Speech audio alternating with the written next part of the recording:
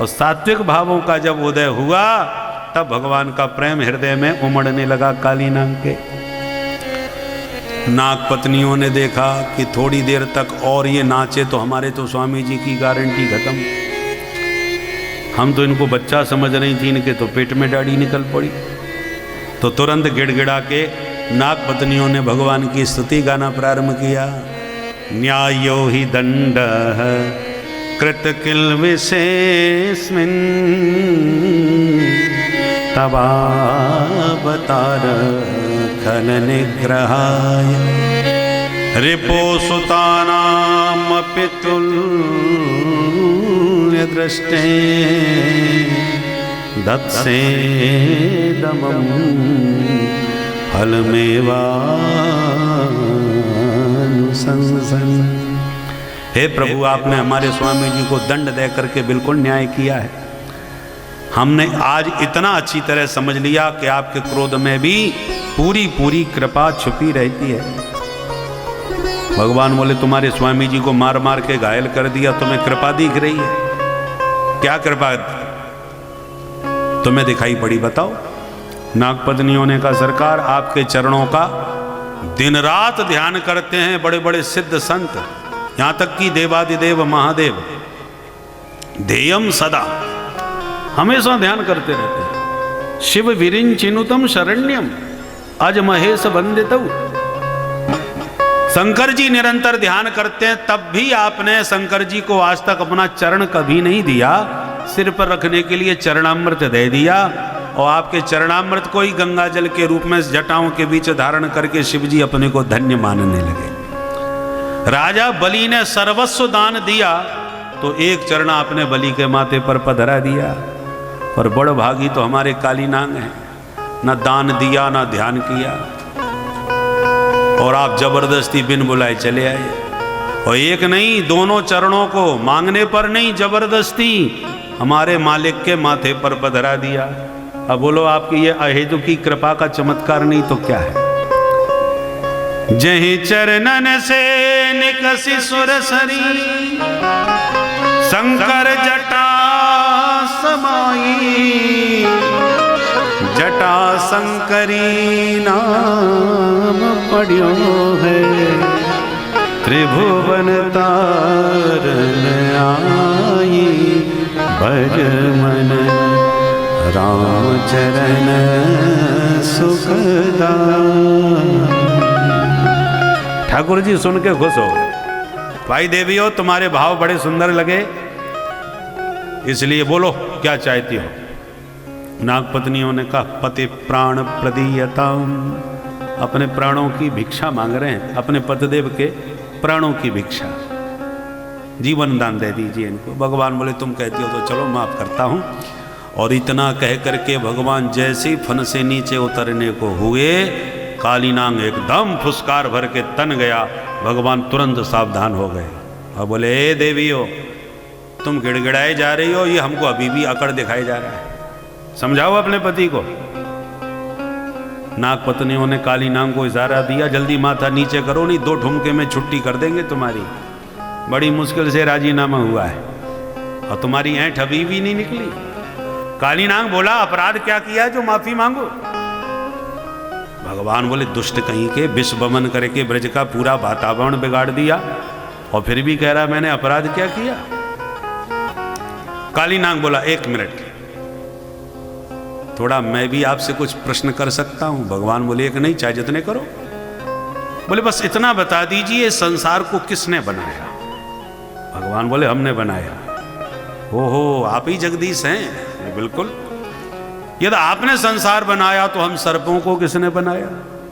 भगवान बोले सर्प भी हम नहीं बनाए। तो सर्पों के मुख में ये जहर किसने डाला? भगवान बोले वो भी हम नहीं डाला। तो सर्पों को महातमोगुणी तामस किसने दिया? ये क्रोध प्रकृति सर्पों की किसने बनाई? भगवान बोले वो भी हम नहीं बनाई। काली नाग बोला बस हो गया फैसला तेरा, तुझको अर्पण क्या लागे मेरा। जहर आपने दिया तो मैंने आपको जहर लौटा दिया, वही जहर मैंने आपको दिया। आपने महाक्रोधी स्वभाव दिया तो मैंने भी आप पर क्रोध किया। तो सरकार जो आपने हमें दिया है वही तो हम आपको देंगे। आपकी वस्तु आपको सौंप रहे हैं, तेरा तुझको अर्पण। तो आपने हमको दिया तो कोई बात नहीं, अब आपकी चीज आपको हम दे रहे हैं तो आप कह रहे हैं हम अपराधी हैं। ये आपका कौन सा कानून है? ये कहां का आपका न्याय है? बड़ा गजब का तर्क दिया भाई। भगवान भी एक क्षण को स्तब्ध रह गए। भाई ये तो बहुत पढ़ा लिखा मालूम पड़ रहा है।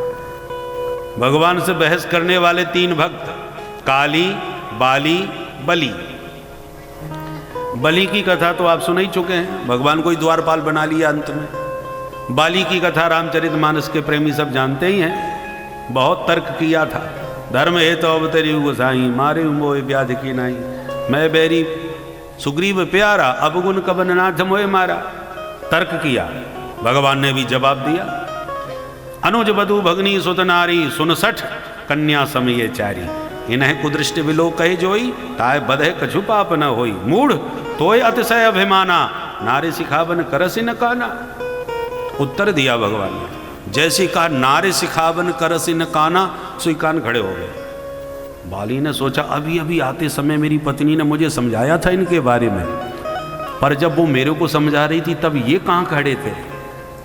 ये तो वहाँ नहीं थे। इनको कैसे पता चला कि आते समय मेरी पत्नी ने मुझे क्या कहा? इसका मतलब सुनाई बिनु काना। ये वो हैं जो बिना कान के भी सुन लेते हैं। अब भगवत तत्व का बोध हो गया तो बाली का हृदय बदल गया। तो बाली ने भी तर्क तो किया। अभी काली का तर्क भी बड़ा जबरदस्त है। जब आपकी चीज हम आपको दे रहे हैं तो आप हमको अपराधी क्यों कह रहे हैं? भवान ही कारणम तत्र सर्वज्ञो जगदीश्वर। भगवान बोले भाई बात तो तेरी बहुत अच्छी है, पर हमारी भी सुन। अब भगवान के सामने किसी की चतुराई नहीं चलती, कोई कितना भी होशियार बना रहे। भगवान बोले यदि हमने तुमको सर्प शरीर दिया, मुख में जहर दिया, तो रहने के लिए रमणक द्वीप भी तो दिया है भाई। जब तुमने अपने लिए स्वतंत्र देश ले लिया तो फिर यहां बैठे बैठे जहर क्यों फैला रहे हो? बोलो राधे राधे राधे राधे। और तुम्हें यहीं रह के जहर फैलाना था तो अलग से देश ही क्यों लिया? तो देश भी अलग ले लिया और फिर भी यहां बैठे बैठे जहर फैला रहे हो और चारों तरफ आग लगा रहे हो। बोलो राधे राधे राधे राधे राधे। अपनी विषाग्नि से ऊपर उड़ते पक्षियों को भी मार रहे हो। हमारा देश कितना विकसित होना चाहता है, आकाश की बुलंदियों को छूना चाह रहा है, और तुम सबको आग लगा करके नष्ट भ्रष्ट करोगे। यदि यही सब करना था तो फिर अपने देश में जाओ, उसमें खूब आग लगाओ, हमें तुमसे कोई आपत्ति नहीं है। हमारा देश सर्वे भवन्तु सुखिनः की भावना रखने वाला है, वसुधैव कुटुंबकम की उदात्त भावना से भरा हुआ है। रहना है हमारे साथ, भाईचारे के साथ रहो, कोई आपत्ति नहीं। पर तुम तो भाई को ही चारा बना रहे हो, तो ऐसे भाईचारा थोड़ी चलता है। इसलिए कालीनाग, हमारे देश में रहना है तो विष मुक्त होकर के रहो। ये जो जहर तुम फैला रहे हो, ये जहर बाहर निकालो। ये जहर से वातावरण को विषाक्त मत बनाओ। और यदि तुमने ये जहर फैलाने की कोशिश करी तो फिर तुम्हारे जहरीले दांत तोड़ने के लिए हम विवश हैं, क्योंकि इस देश में हमें सुख शांति की स्थापना करनी है।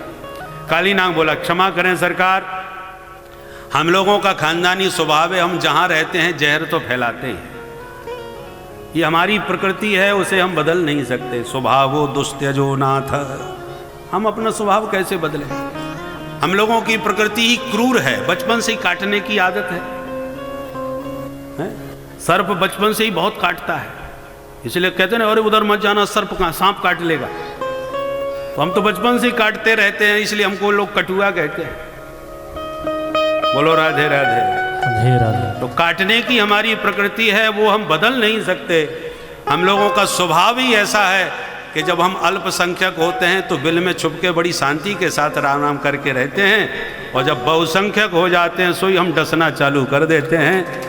फिर आसपास के किसी को नहीं छोड़ते, फिर अपना ही राज्य स्थापित कर देते हैं चारों तरफ। ये हमारी प्रकृति है, ये स्वभाव है, और ये हमारा इतिहास है। इसलिए हम अपने स्वभाव को बदल नहीं पाएंगे सरकार। भगवान बोले स्वभाव नहीं बदल सकते तो हमारा देश छोड़ो, जो देश तुम्हारे लिए बना है तुम उसी में जाके रहो, उन्हीं भुजंगों में भर्ती हो जाओ, फिर चाहे जितना जहर फैलाओ हमें तुमसे कोई शिकायत नहीं होगी। काली नाग बोला सरकार वहाँ जाने में थोड़ा खतरा है। क्यों? बोले वहाँ से तो हमको यहीं ज़्यादा सुरक्षा लग रही है,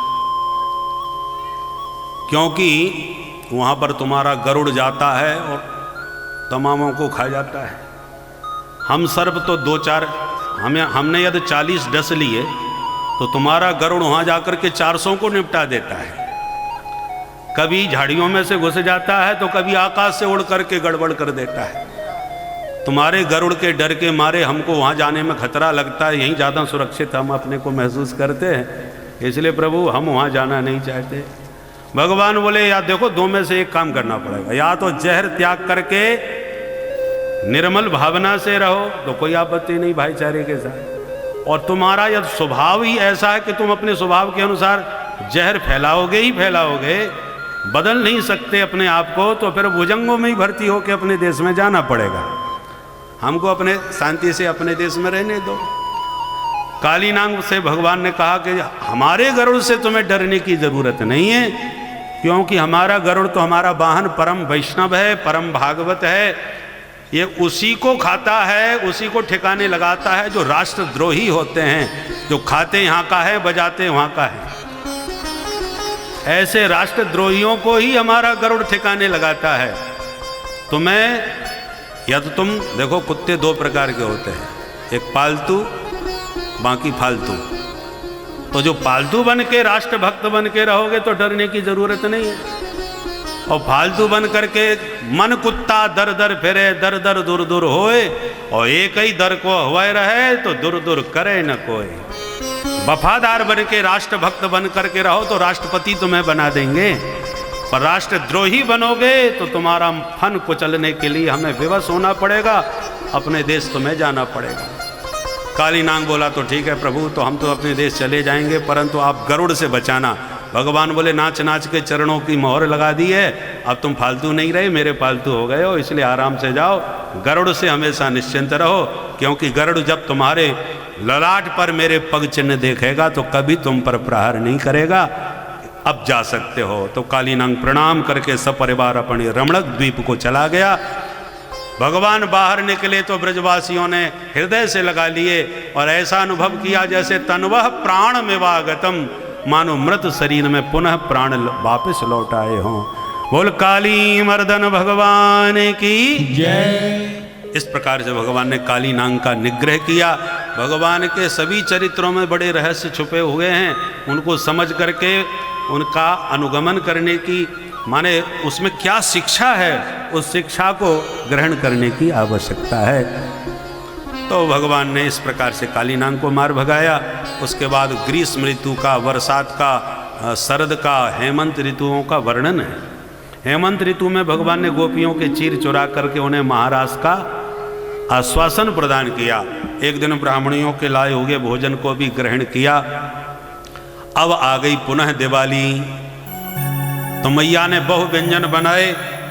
व्यंजनों की गंध पा करके भगवान भाग के आए, मैया बड़ी खुशबू आ रही है, कहा का बना रखो है न, चखा तो सही। मैया बोली दूर हट, आज जब तक जय जय ना है जाएगी तब तक खावे पीवे कछु ना मिलवे बारो। कन्हैया बोले मैया ये जय जय कौन सी बलाए है। मैया बोली ऐसे मत बोल, जाके अपने बाबा से पूछ ले, मोई फुर्सत ना है। तो कन्हैया बाबा के पास आए, बाबा कथ्यताम में पिता कोयम संभ्रमो वा उपागत, किम फलम कस्य चोद्देश केन वा साध्यते मख। बाबा आज मैया ने ढेर मिठाइयाँ बनाई हैं पर खावे ना दे रही, कह रही है जय जय होगी। आप बताओ ये जय जय कौन है। तो नंद बाबा समझावे लगे, सुन बेटा, परजन्यो भगवान इंद्रो मेघा तस्यात्ममूर्तयः। ये देवतन के राजा जो इंद्र है ना, आज हम दिवाली के दिन इंद्र की प्रतिवर्ष पूजा करें ताकि इंद्र समय समय पर पानी बरसाते रहे। कन्हैया बोले बाबा तो हम पूजा नहीं करेंगे तो क्या पानी ना बरसाएगो इंद्र। बोले हाँ नाराज है गए तो पानी ना देगो। अच्छा बाबा तो आधे ब्रजवासी पूजा कर दें और आधे ना करें, तो जिनने पूजा करी है इंद्र उन्हीं के खेतन में पानी बरसाएगा। अब नंद बाबा चक्कर में पड़ गए, ऐसो तो ना है सके, बरसेगो तो सबन के खेतन में ही बरसेगो। कन्हैया बोले तो पूजा को फायदा का भयो? अरे कन्हैया हम पे ज्यादा तर्क वितर्क करवो ना आवे, हमारे बाप दादा के जमाने से ये चली आ रही है पूजा, सो हम कर रहे, तू बता तेरे मन में क्या है? कन्हैया बोले बाबा मैनू बड़े बड़े साधु संतन को सत्संग कियो है, सब एक ही बात समझाएं, कर्मणा जायते जंतु कर्मणैव विलीयते, सुखम दुखम भयम क्षेमम कर्मणैवाभिपद्यते। अरे बाबा को काउगे सुख दुख नाय दे, सब अपने अपने कर्मन को फल भोगे, सुखस्य दुखस्य न कोपि दाता। अच्छो लाला तो फिर ये बता हम पूजा करें तो कौन की करें? कन्हैया बोले बहुत कर ली देवराज की पूजा, अब की बार गिरिराज की पूजा करके देखो, प्रत्यक्ष देवता है ये अपनो, गो विप्रानल पर्वतान। ठीक है लाला तो पक्की रही, तेरे देवता की पूजा में सामग्री? कन्हैया बोले सामग्री का छूना चाहिए, केवल चकाचक खावे को माल होना चाहिए, देवता खाएबे से खुश हो जाए मेरो।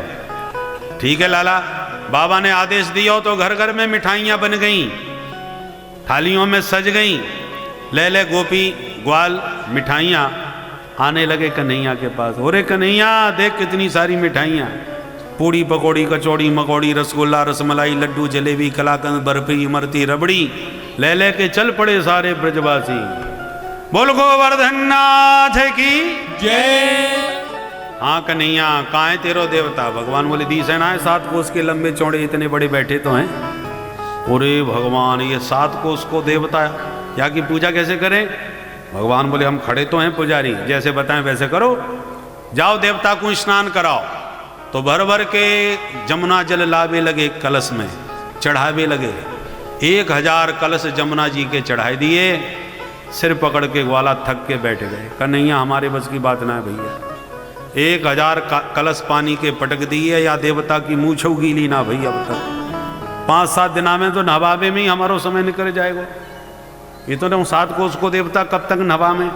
भगवान बोले चिंता मत करो, देवता से प्रार्थना करो, वो गंगा जी है ही बुला लेगो, प्रेम से नवा दीजो। और कन्हैया ने मन ही मन गंगा जी का आह्वान किया, तो गोवर्धन की तलहटी में मानसी गंगा की धारा प्रकट है गई। बोल मानसी गंगा की जय। ग्वाला बोले मान गए लाला, तेरो देवता तो चमत्कारी है, गंगा प्रकट कर दी। हर हर गंगे, भर भर के कलश चढ़ावे लगे, गंगा अक्षत पुष्पाणी समर्पयामी, सब पूजा पाठ करने लगे। हाँ भैया भोग लगाओ, तो पकवान सब परोस दिए। नंद बाबा बोले पर्दा डालो भोग लगेगा। कन्हैया बोले बाबा तेरो देवता होगो पर्दा में घुस के खावे वाला, मेरे देवता के ताई पर्दा की जरूरत ना है, चौरे में भोग लगाएगा। पर है कहाँ लाला तेरो देवता? भगवान बोले आंख बंद करके ध्यान करो, और जैसे सबके नेत्र बंद भय, कन्हैया एक रूप में नंद के लाला बने रहे, और दूसरे रूप में चतुर्भुज रूप से प्रकट होके शिखर पर खड़े होके बोले लाओ ब्रजवासियों भोग। बोल गोवर्धन नाथ की जय। जो आंख खोल करके देखा, और कन्हैया यही है का तेरो देवता? भगवान बोले यही है देवता, प्रकट है गए, करो दर्शन, लगाओ प्रेम ते भोग। उठा उठा के भगवान देते गए, गिरिराज बाबा फटाफट पाते गए। देख देख के ब्रजवासी सब दंग, और कन्हैया गजब है गो भैया, ऐसो प्रत्यक्ष देवता पहली बार देखो। इंद्र की पूजा करते करते बुढ़े है गए, पर दारिके ने अपनी सूरत आज तक हमें तो ना दिखाई। और धन्य है ये देवता, एक दिना की पूजा में ही प्रकट है कि हम ते मांग मांग के खावे लग गए। मधुमंगल बोलो कन्हैया के कान में लाला ये और बता दे, ये देवता कितने दिना को भूखो है, हमारे ताई कछु छोड़ेगा कि अकेलो ही सब डकार जाएगा? कन्हैया बोले चिंता कायगू करो, प्रसादी सबन को मिलेगी। जसोदा मैया बोली लाला एक बात पूछूं? हाँ मैया पूछ। लाला मैं बड़ी देर से या देवता को देख रही हूँ, मोको तेरी सूरत और ये देवता की सूरत बिल्कुल एक जैसी लग रही है, ये कहा बात है? कन्हैया हंस के बोले मैया जा गैया को दूध मैं पीऊँ, वाई गैया को दूध या देवता को पिवाऊँ? एक ही गैया को दूध पीते पीते दोनों एक ही शक्ल के है गए होंगे। मैया बोली ओ हो, वही मैं सोच रही मेरे छोरा जैसो मोड़ो कैसे है गयो या देवता को। लाला पूछ ले पूजा में कोई कमी तो ना है। कन्हैया बोले मैया देवता ने मोते इशारे में कह दी कि 7 कोस की परिक्रमा लगाओ तब पूजा पूरी मानी जाएगी। ठीक है लाला, तो चलो परिक्रमा लगाएं। अब हम लोग मानसी गंगा में मन से नहाएंगे, क्योंकि सर्दी के मारे तो इस समय जैसी आराम हो जाए, इसलिए मन से ही नहा लो और मन से ही परिक्रमा लगा लो बैठे बैठे। मानसी गंगा में नहाओ, मानसी परिक्रमा लगाओ। केवल 2 मिनट की बात और मानसिक पूजा अर्चन हम करेंगे। और हमारे बीच में पूज्य संत श्री विराजमान हैं और कथा के परम रसिक विद्वान महापुरुष भी विराजमान हैं, जो मथुरा से पधारे हैं हमारे सुमंत कृष्ण शास्त्री जी।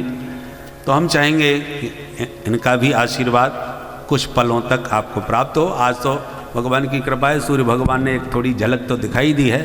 तो हम पहले पूज्य शास्त्री जी से निवेदन करेंगे अपने आशीर्वचन और पूज्य महाराज श्री का भी आशीर्वाद। तो हम पहले आशीर्वाद लें शास्त्री जी से, उसके बाद हम लोग परिक्रमा में चलें और रात भर आज परिक्रमा ही करेंगे। सर्दी की रात है तो परिक्रमा लगाएंगे और फिर परिक्रमा लगाने के बाद कल जब आएंगे तब आगे की बात सुनाएंगे कि आगे क्या हुआ।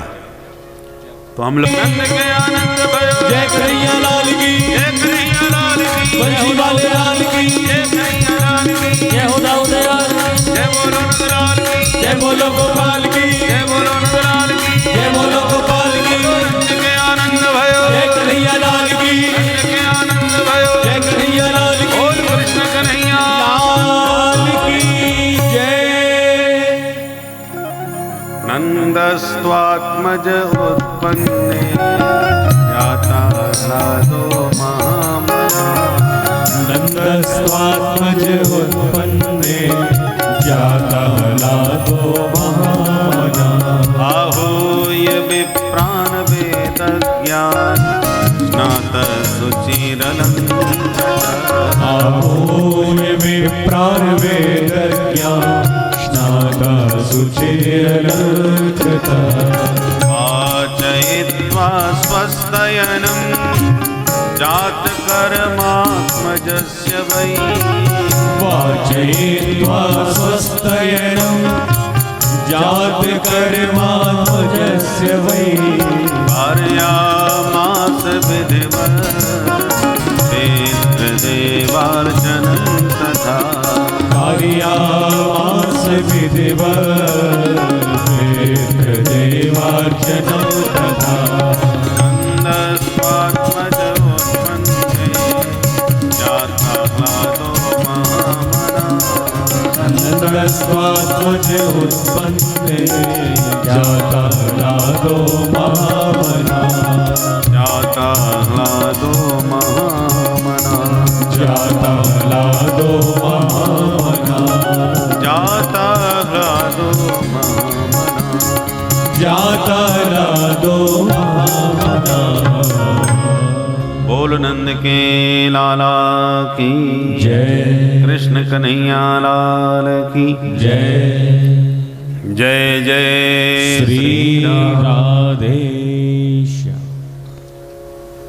परम मंगलमय भगवत स्वरूप श्रीमद् भागवत महापुराण सप्ताह ज्ञान यज्ञ में समुपस्थित समस्त भगवत चरणानुरागी बंधुओं एवं भक्तिमती माताओं, कल हम सब ने कन्हैया के जन्म महोत्सव का दिव्य आनंद 10वें स्कंध में पंचम अध्याय के 18 श्लोकों के द्वारा मनाया। सुखदेव जी महाराज ने इस महोत्सव को 18 श्लोकों में ही गाया और लगता है 18,000 श्रीमद् भागवत के श्लोकों का आनंद इन 18 श्लोकों में प्रकट कर दिया। सुखदेव जी कहते हैं नंद भवन में बेटा नहीं हुआ अपितु जाता ह्लादो, आह्लादो जाता, मूर्तिमान आनंद ही बालक बन करके आ गया, इसलिए नंद के आनंद भयो। नंद के घर बेटा नहीं बल्कि पुत्र के रूप में आनंद ही मूर्तिमंत प्रकट हो गया। सबसे पहले विप्रान आहूय, वेदज्ञ ब्राह्मण सब बुलवाए। कोई एक वेदी, कोई दो वेदी, कोई त्रिवेदी, कोई चतुर्वेदी, ऐसे सब वेद पाठी जो विद्वान ब्राह्मण थे उन सबको बुलवाया। एक वेदी ब्राह्मण कहते हैं उपाध्याय को। उपाध्याय ब्राह्मण जो होते हैं वो एक वेदी कहलाते हैं। बाकी दो वेदी, त्रिवेदी, चतुर्वेदी तो प्रसिद्ध हैं, एक वेदी आपने नहीं सुने होंगे। तो इस प्रकार से सभी ब्राह्मण आए, उन्होंने जात कर्म संस्कार करवाए। बाबा आनंद ने उन ब्राह्मणों को 2 लाख गायों का दान दिया। ब्राह्मण सब प्रसन्न चित्त हो गए। सूत मागध बंदी जनों की विराट भीड़ लगी। बाबा आनंद से जो भी कोई कुछ मांगता है बाबा आनंद उसे दुगना करके देते हैं। लक्ष्मी जी साक्षात खजाने में आके विराजमान हो गई। बाबा ज्यों ज्यों लुटाते हैं खजाना त्यों त्यों बढ़ता नजर आता है। रमा क्रीडन बहुन रपा, कितना वक्त बीत गया उत्सव मनते पता ही नहीं चला।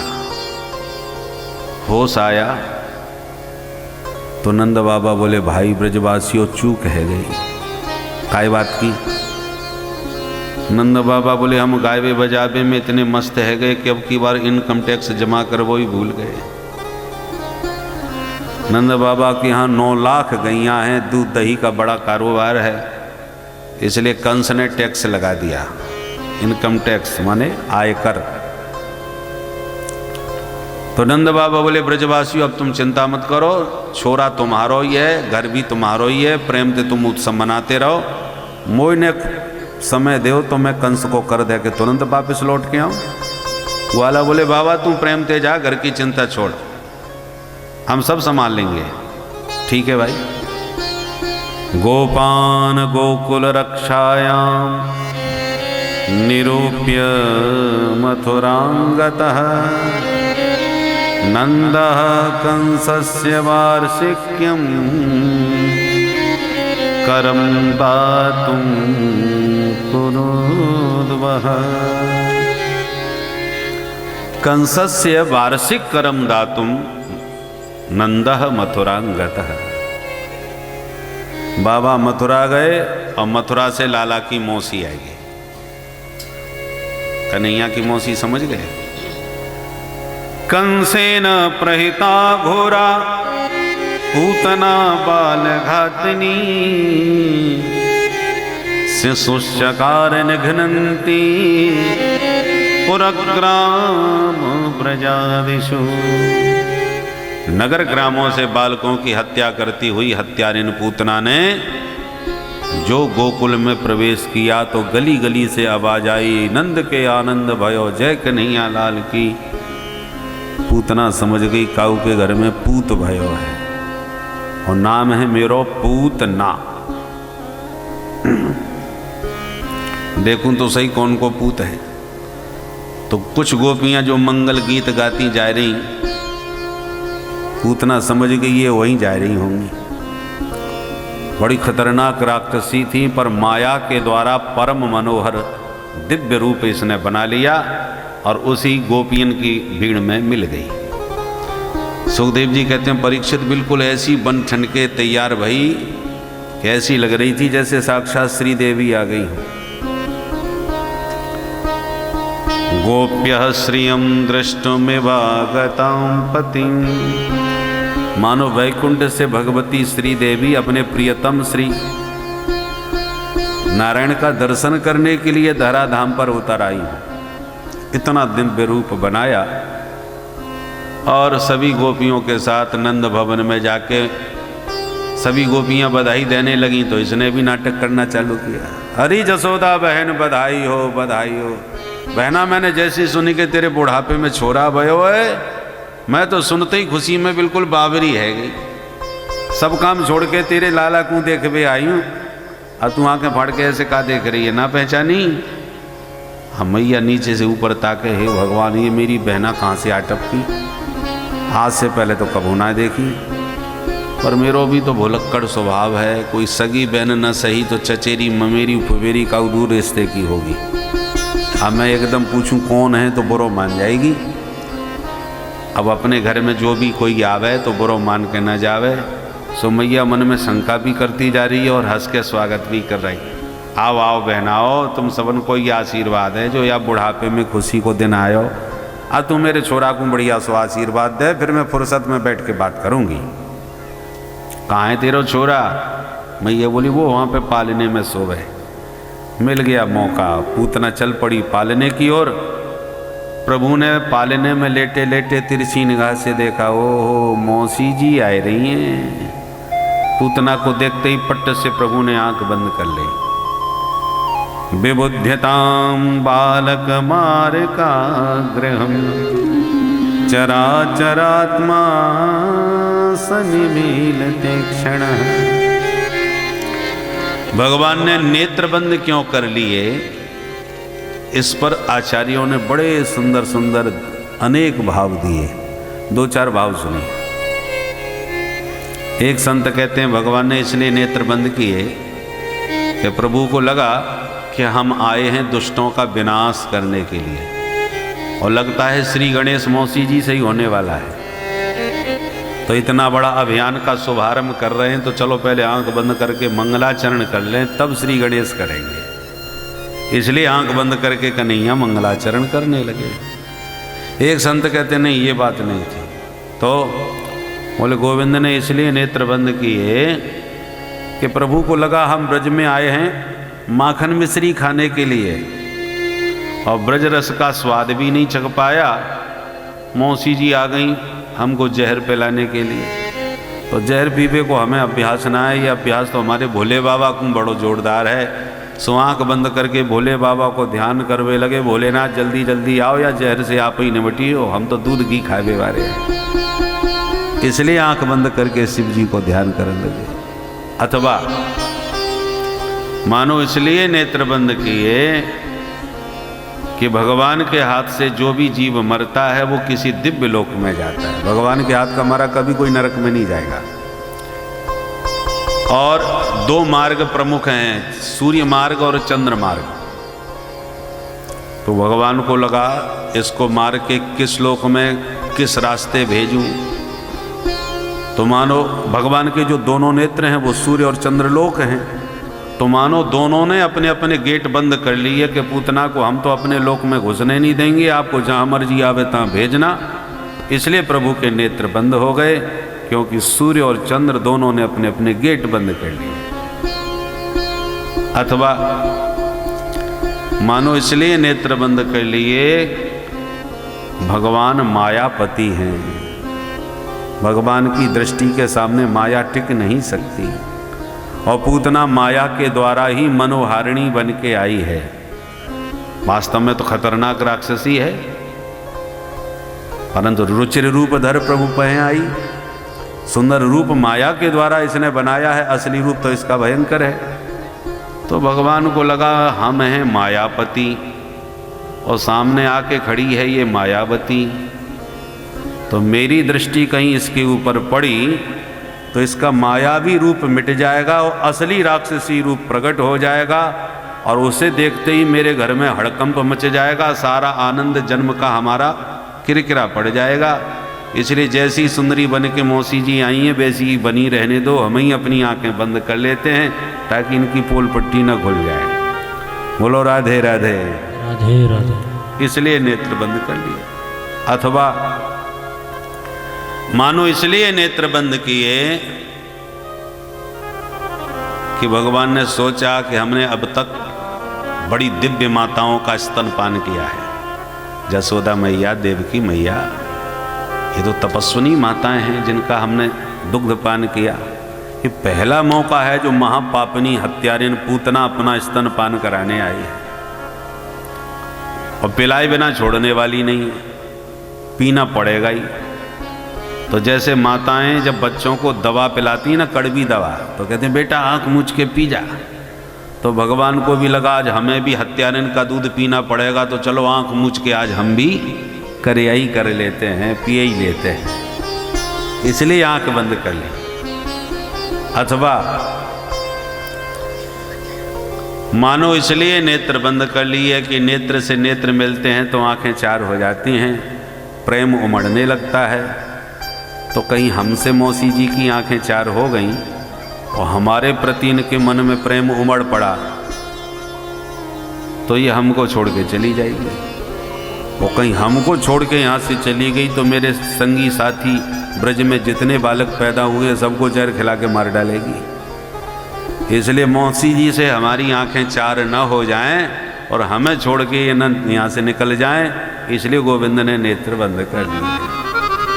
अथवा मानो इसलिए नेत्र बंद किए कि भगवान कहना चाहते हैं कि जो दृष्टि का पात्र हो उसी पर दृष्टिपात करना चाहिए। कोई पात्र पर दृष्टि जाएगी तो दृष्टि बिगड़ जाएगी। तीन का कभी जीवन में भरोसा मत करना, दृष्टि, वृष्टि और ट्रष्टि। इन तीन का कोई ठिकाना नहीं। दृष्टि कब बिगड़ जाए? वृष्टि माने बरसात, पहले दिन देख लिया ना, कोई ठिकाना थोड़ी है कब उमड़ घुमड़ करके बरसने लग जाए। और उसी प्रकार अपना जो ट्रस्ट होता है ना, उसका कब कौन सा ट्रस्टी क्या कर बैठे कोई भरोसा नहीं। तो भगवान को लगा दृष्टि हमेशा पात्र पर ही डालनी चाहिए, को पात्र पर नहीं। पूतना हमारी दृष्टि का पात्र है नहीं। वेद भगवान सावधान करते हैं, भद्रं कर्णेभिः शृणुयाम देवा भद्रं पश्येमाक्षभिर्यजत्रा।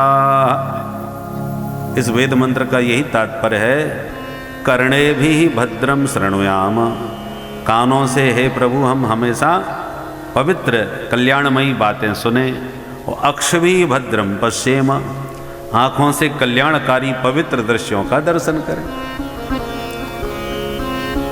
भगवान ने मानो सोचा कि एक सुंदरी रामावतार में भी हमारे सामने आ गई थी। आप समझ ही गए होंगे, श्रीमती सुपनखा देवी। वो भी बड़ा जबरदस्त मेकअप करके आई महाराज। रुचिर रूप धर प्रभु पै आई, बोली बचन बहुत मुस्काई। खूब बातें बनाई।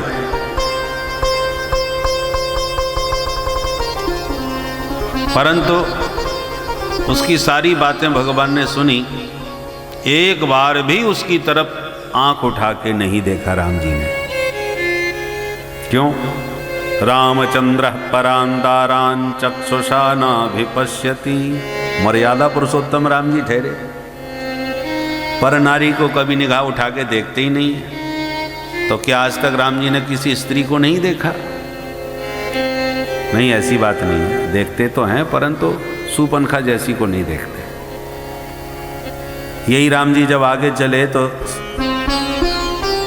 सबरी माँ से, सबरी मैया से कहते हैं, हे गजगामिनी अरि ओ भामिनी। अब बताओ, बेचारी बुढ़िया सबरी जिसके मुंह में दांत नहीं, पेट में आंत नहीं, और जर्जरित काया, हाथ पैर कांप रहे हैं, और उस बुढ़िया से गजगामिनी कह रहे हैं। बताओ, करे बरे गामिनी कहा है सबरी से। तो ऐसा क्यों?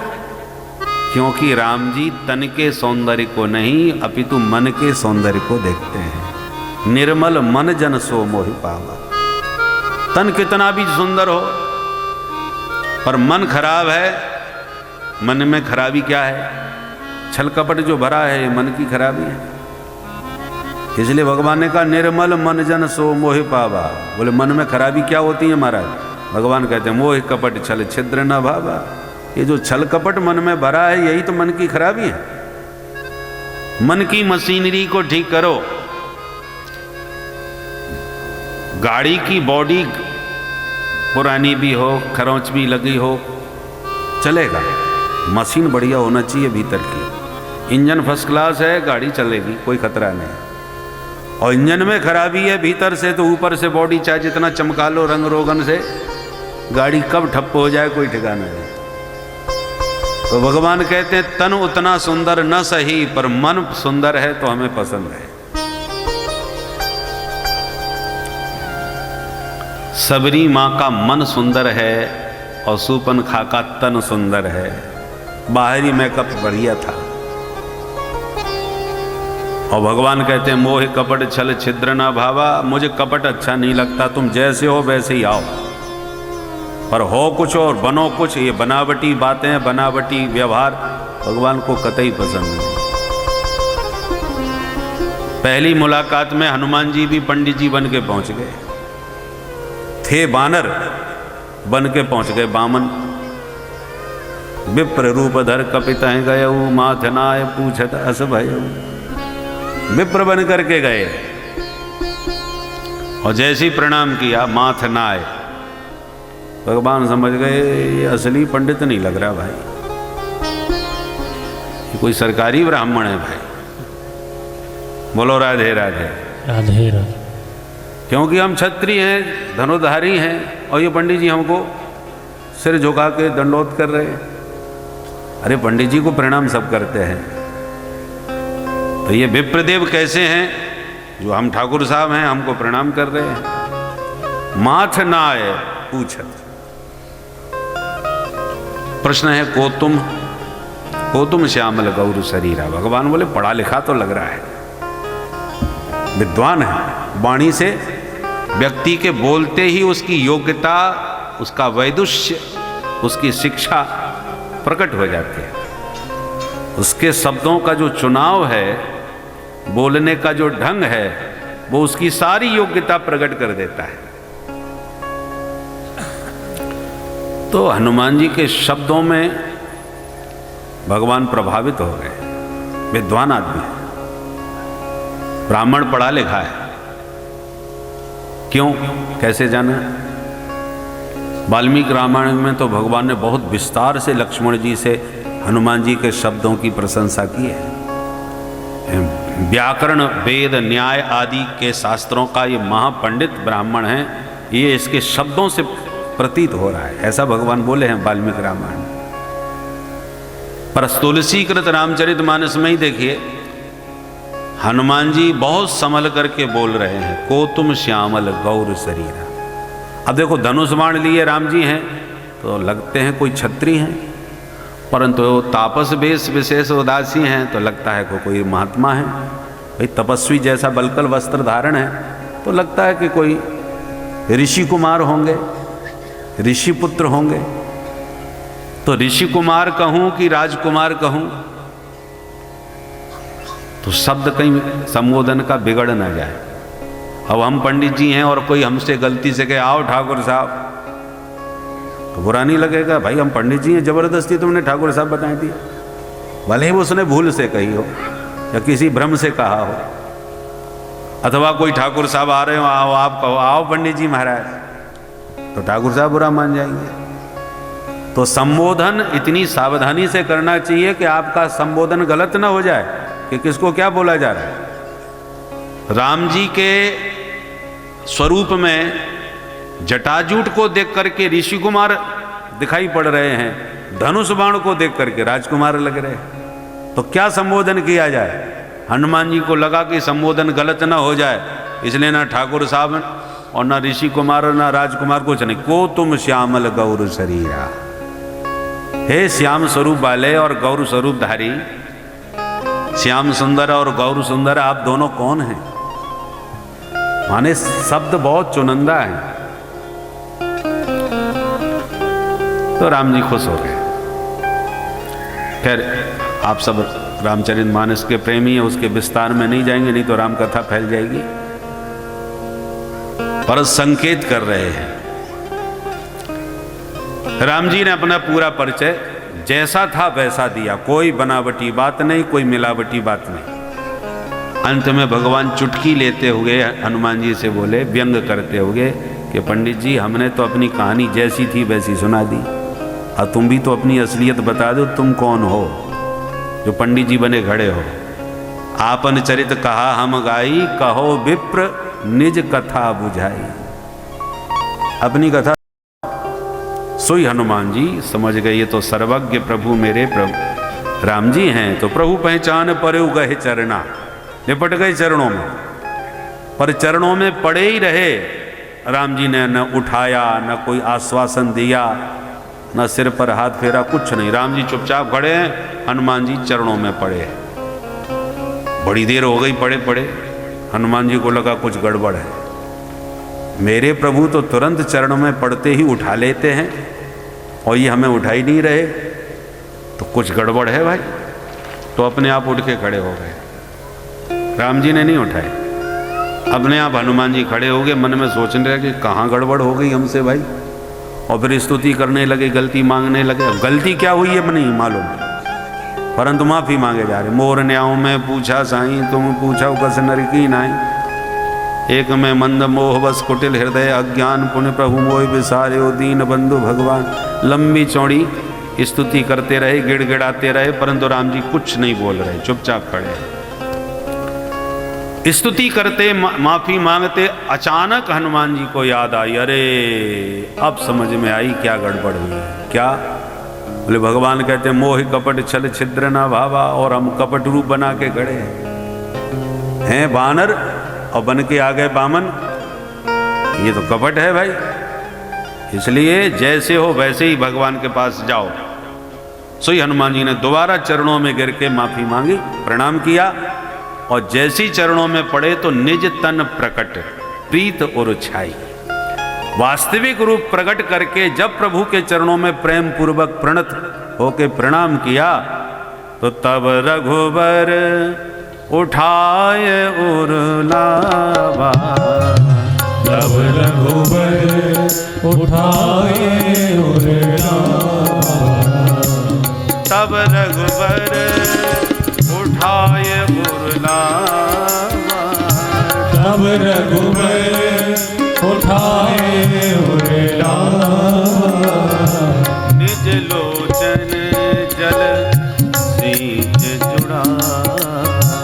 निज लोचन जल सींच जुड़ावा। उठाए और लावा। उठाए और लावा। कब उठाए? जब निज तन प्रकट होगा, वास्तविक रूप में हनुमान जी आए, तब राम जी ने उठाए। तब रघुबर उठाए और लावा। और फिर इतना प्रेम बरसाया कि कह दिया, तै मम प्रिय लक्ष्मण ते दूना। तुम तो हमको लक्ष्मण से भी दुगने प्यारे।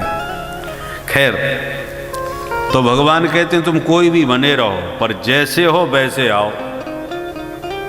ये नकली रूप, नकली बातें, बनावटी व्यवहार हमको बिल्कुल पसंद नहीं। प्रसंग पर आइए।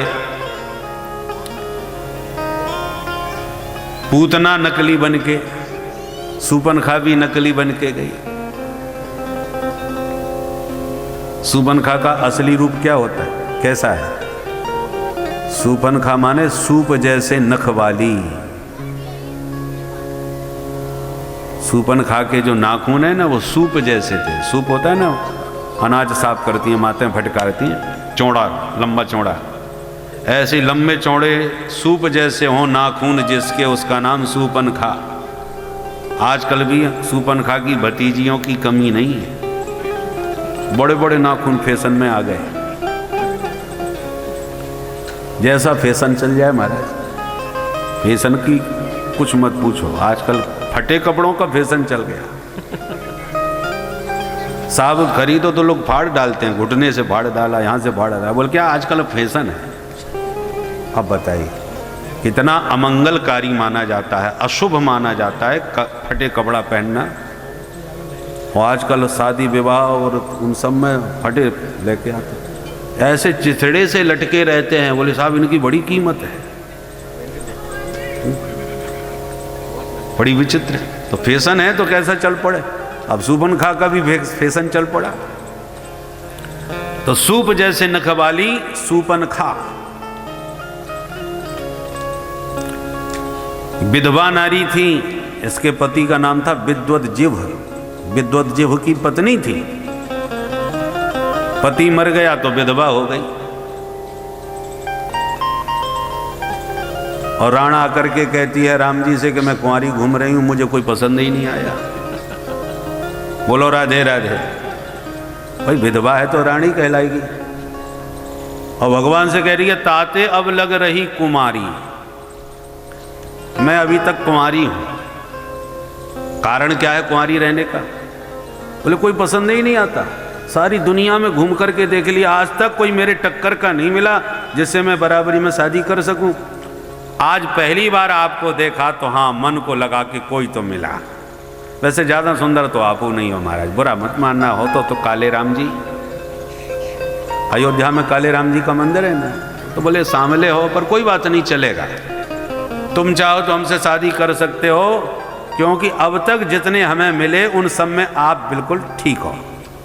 सांवले हो वो कोई बात नहीं, पर जितने मिले उन सब में काफ़ी ठीक हो, इसलिए तुम्हें देखकर पूरी तरह तो मन संतुष्ट नहीं है, पर थोड़ा सा मन तो मान ही गया।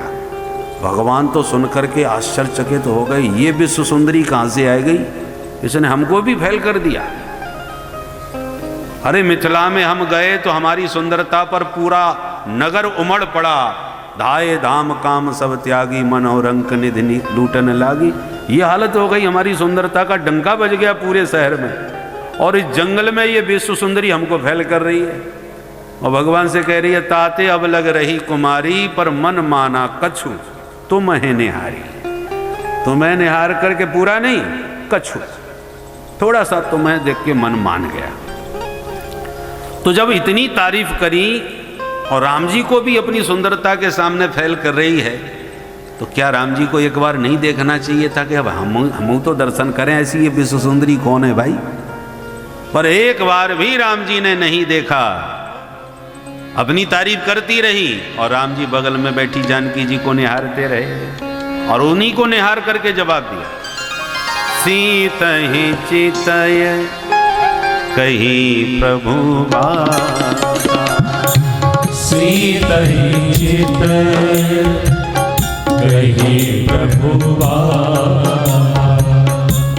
सीतहि चितय कही प्रभु बाता, सीतहि चितय कही प्रभु बाता, अह ये कुमार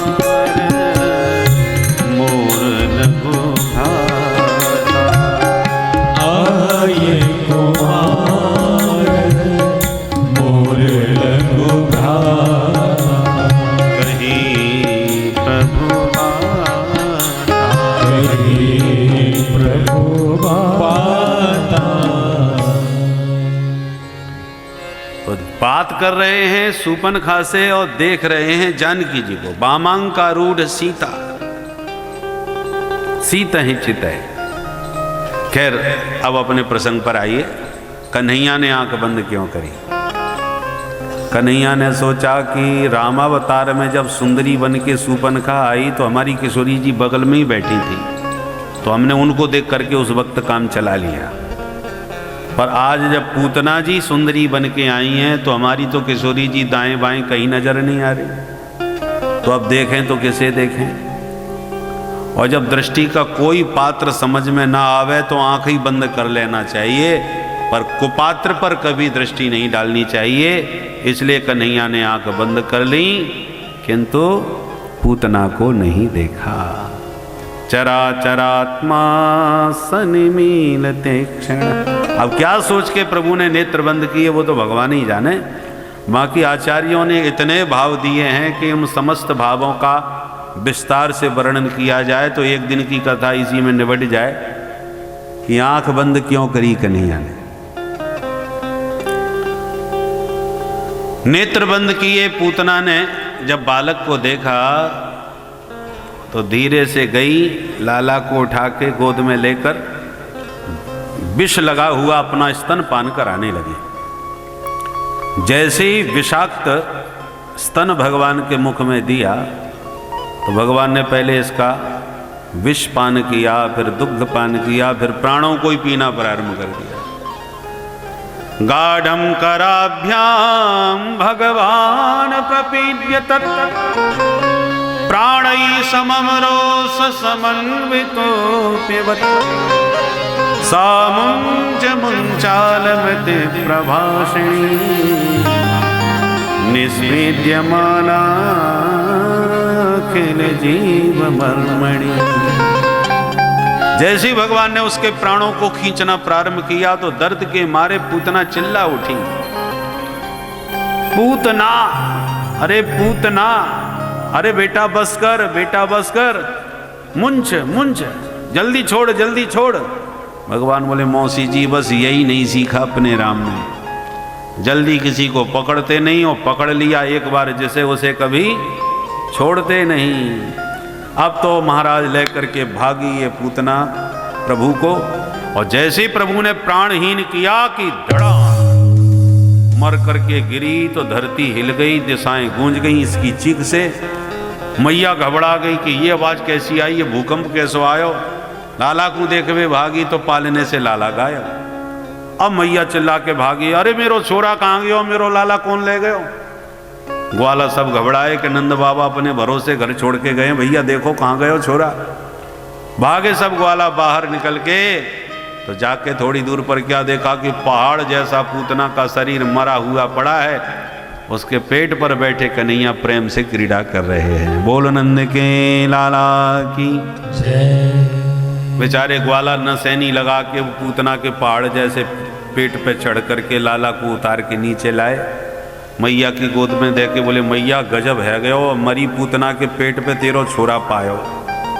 मैया बोली हे नारायण ये पूतना कैसे मरी। बोले मैया हमें खबर ना चली, हमें तो मरी मिली। एक ग्वाला बोलो मैया मैं बताऊं कैसे मरी, बता। बोले मैया तेरे छोरा को लेके बड़ी जोड़ते भगी, भगते भगते लगी ठोकर, दम दी से गिर के मर गई। अब ये तो कोई सपने में ना सोच सके या कल के छोरा ने मार दी। दूसरों बोलो चोरे ठोकर खा के मरती तो मौके पर ना गिरती, वो तो सीधी पड़ी। हाँ यू बात सही कही, तो फिर तू बता कैसे मरी। अब ग्वालन में आपस में ही बहस छिड़वे लगी, कोई कहे यूं मरी त्यों मरी। मैया बोली जैसे मरनी थी सो मर गई रानी, और साक्षात नारायण ने मेरे छोरा की रक्षा कर ली आज। परंतु ब्रजवासियों मेरे छोरा ने आज मुर्दा छू लियो, छोरा अशुद्ध है, चलो जाके शुद्धिकरण करें। तो मैया तो घर में लेके लाला को गौशाला में ले गई। सबसे पहले गैया के गोबर में नवायो, फिर गैया के मूत्र में स्नान करायो, फिर गैया की चरण रज लगाई, फिर गैया की पूंछ पकड़ के झाड़ो लगायो। हे गैया मैया मेरे छोरा की अलाय बलाय सब दूर कर दे। गोमूत्रेण स्नापयित्वा पुनः गोरज सार्वभकम। पंचगव्य में स्नान करा के मैया ने गोपुच्छ से लाला को झाड़ा लगाया। भगवान का ही नाम लेके भगवान को ही झाड़ा मार रही है मैया। इंद्रियाणि हृषिकेश प्राणा नारायणो बतु, श्वेत दीपवतश्चित्तम मनो योगेश्वरो बतु। 8 श्लोकों में मैया ने मंत्र पढ़ के कन्हैया को गाय की पूंछ से झाड़ा है। भागवत में इसको बाल रक्षा कवच कहा गया है। इन 8 श्लोकों को पढ़ करके शुद्ध देसी गाय की पूंछ से अपने बच्चे को झाड़ दो तो बच्चे को नजर नहीं लगेगी, अलाय बलाय सब उसकी दूर हो जाती है। और न भी मंत्र आते हों वैसे भी गाय की पूंछ परम पवित्र होती है। गाय के मुख की अपेक्षा उसकी पूंछ अधिक पवित्र है। इसलिए बच्चों का जन्मदिन आवे तो गौ माता की पूंछ से उसको जरूर एक बार झाड़ना चाहिए। उसके सारे अमंगल अनिष्ट सब दूर भाग जाते हैं। गौ माता में बड़ी दिव्यता है। एक बार ब्रह्मा जी ने सारे देवी देवता बुलवाए और सबसे कहा देखो भाई हम इतने अधिक संख्या में हैं कि एक व्यक्ति हम सबको एक साथ नहीं पूज पाएगा, और जिसको न पूजो उसी का गाल फूल जाता है, वही नाराज हो जाता है, रूठ जाता है। तो भाई कुछ ऐसा करो कि एक जगह ही सब इकट्ठे एक बार में पूज जाएं, ताकि कोई रूठ के न जाए। इसलिए हम एक ऐसा निर्माण करते हैं कि उसमें सब एक साथ विराजमान हो जाएं। तब गौ माता की रचना विधाता ब्रह्मा जी ने करी, और देवताओं को उनकी योग्यता अनुसार पात्रता अनुसार जो जैसे आता गया उसको वहां पर उसके एक एक अंग में बैठाते गए।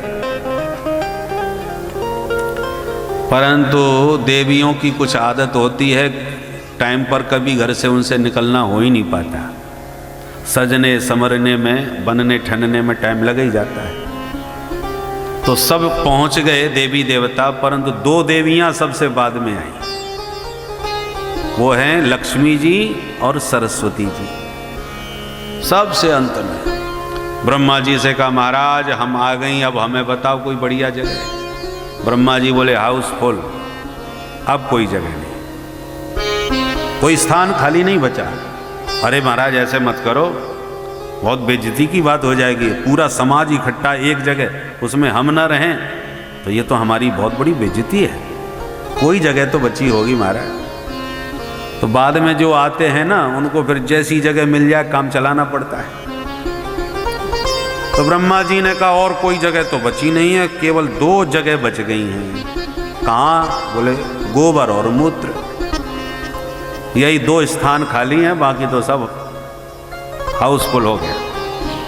तो लक्ष्मी सरस्वती आपस में इशारे में बोली बहन अब जो बची है वही जगह हाथ से न निकल जाए, जो मिल रहा है जैसा स्थान मिल रहा है वहीं काम चला लो। दोनों राजी हुई। तो गोबर में लक्ष्मी जी ने और मूत्र में सरस्वती जी ने अपना निवास बनाया। इसलिए हमारे यहाँ परंपरा थी, गोबर, गाय के गोबर से आंगन को लेपा जाता था।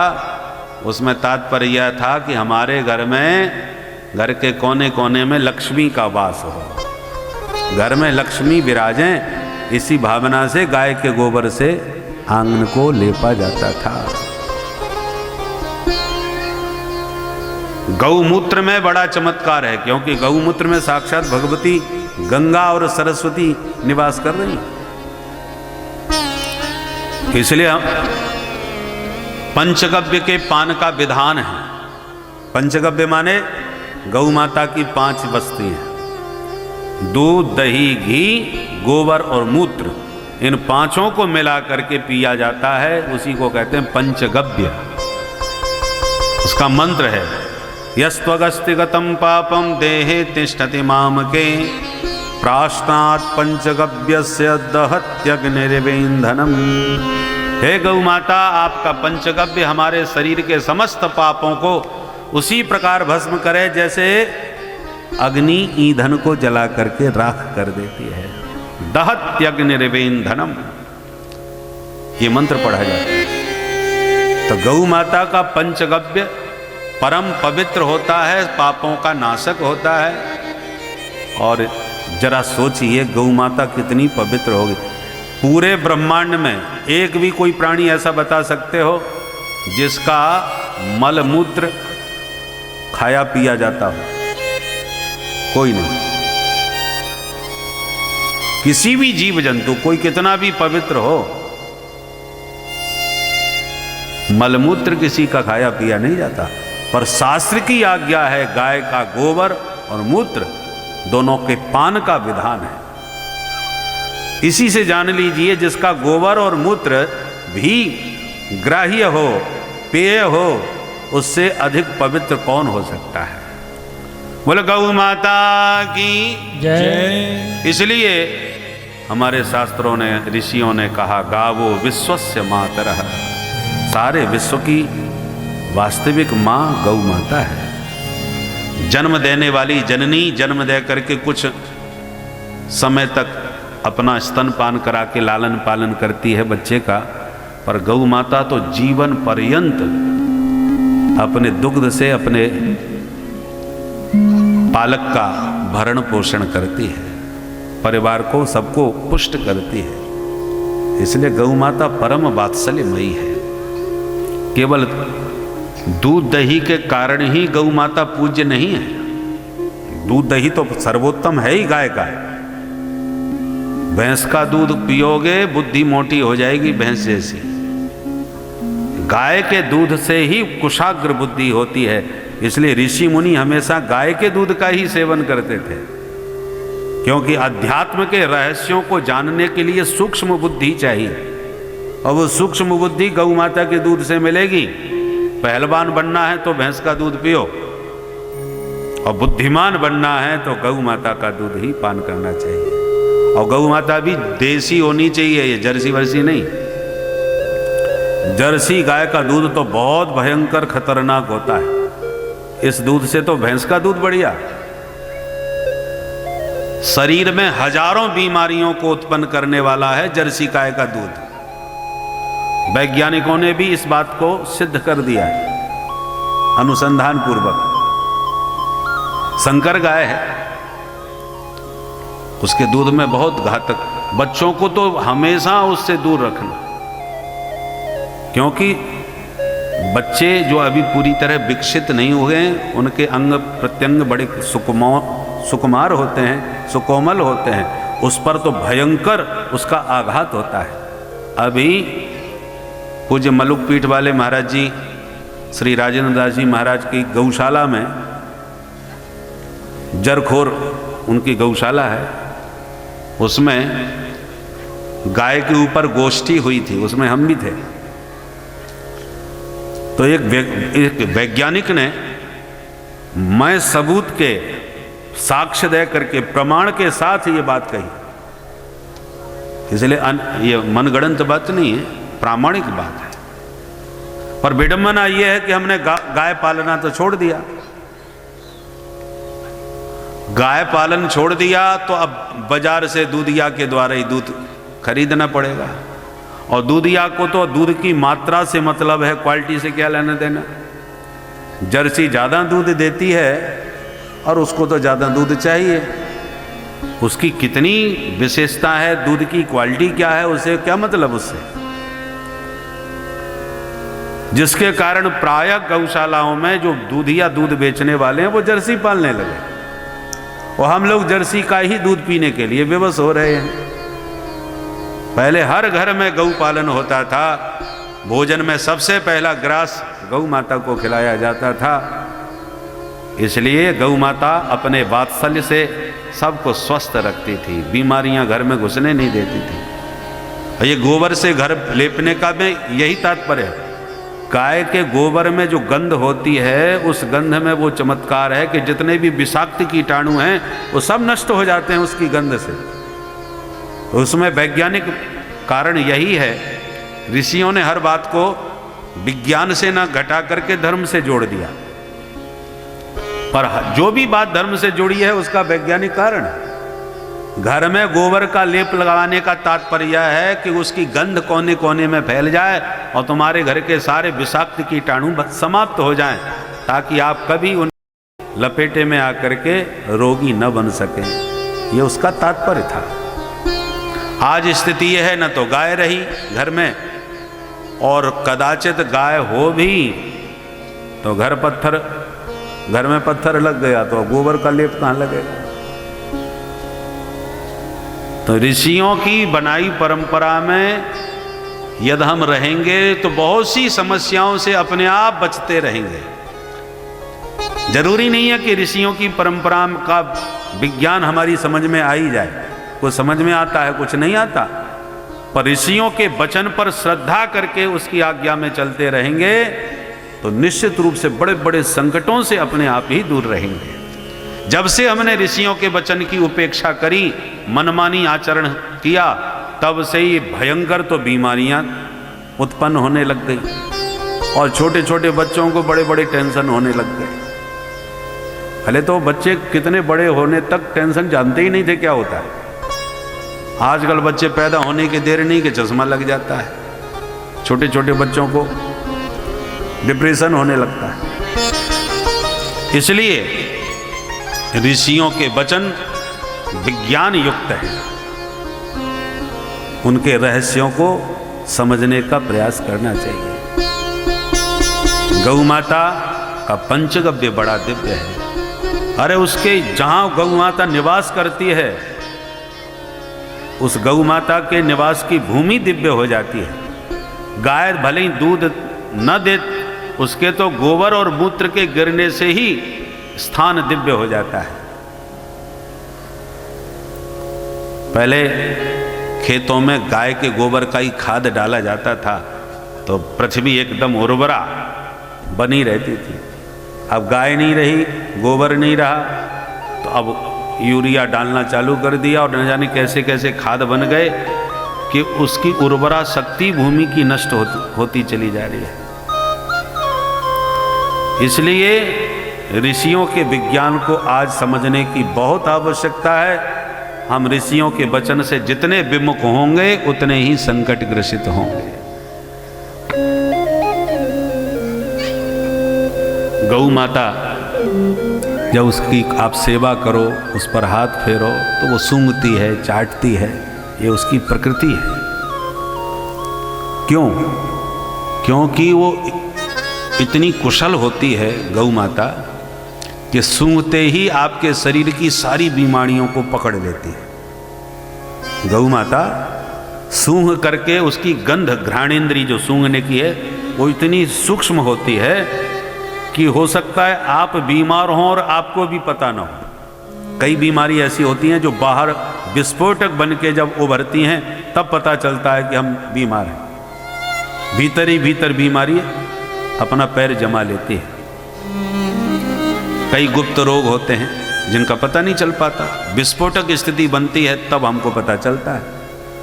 परंतु गौ माता अपनी घ्राणेंद्री से सूंघ करके आपके शरीर की सारी रोग व्याधियों को पकड़ लेती है, जान लेती है। और जानने के बाद उसका इतना जबरदस्त विज्ञान है कि जो बीमारी आपके शरीर में है उसका इलाज जिस जड़ी बूटी से किया जाता है, समाधान, वो जंगल में जब घास चरने जाती है उसी जड़ी को खोज खोज करके खाती है।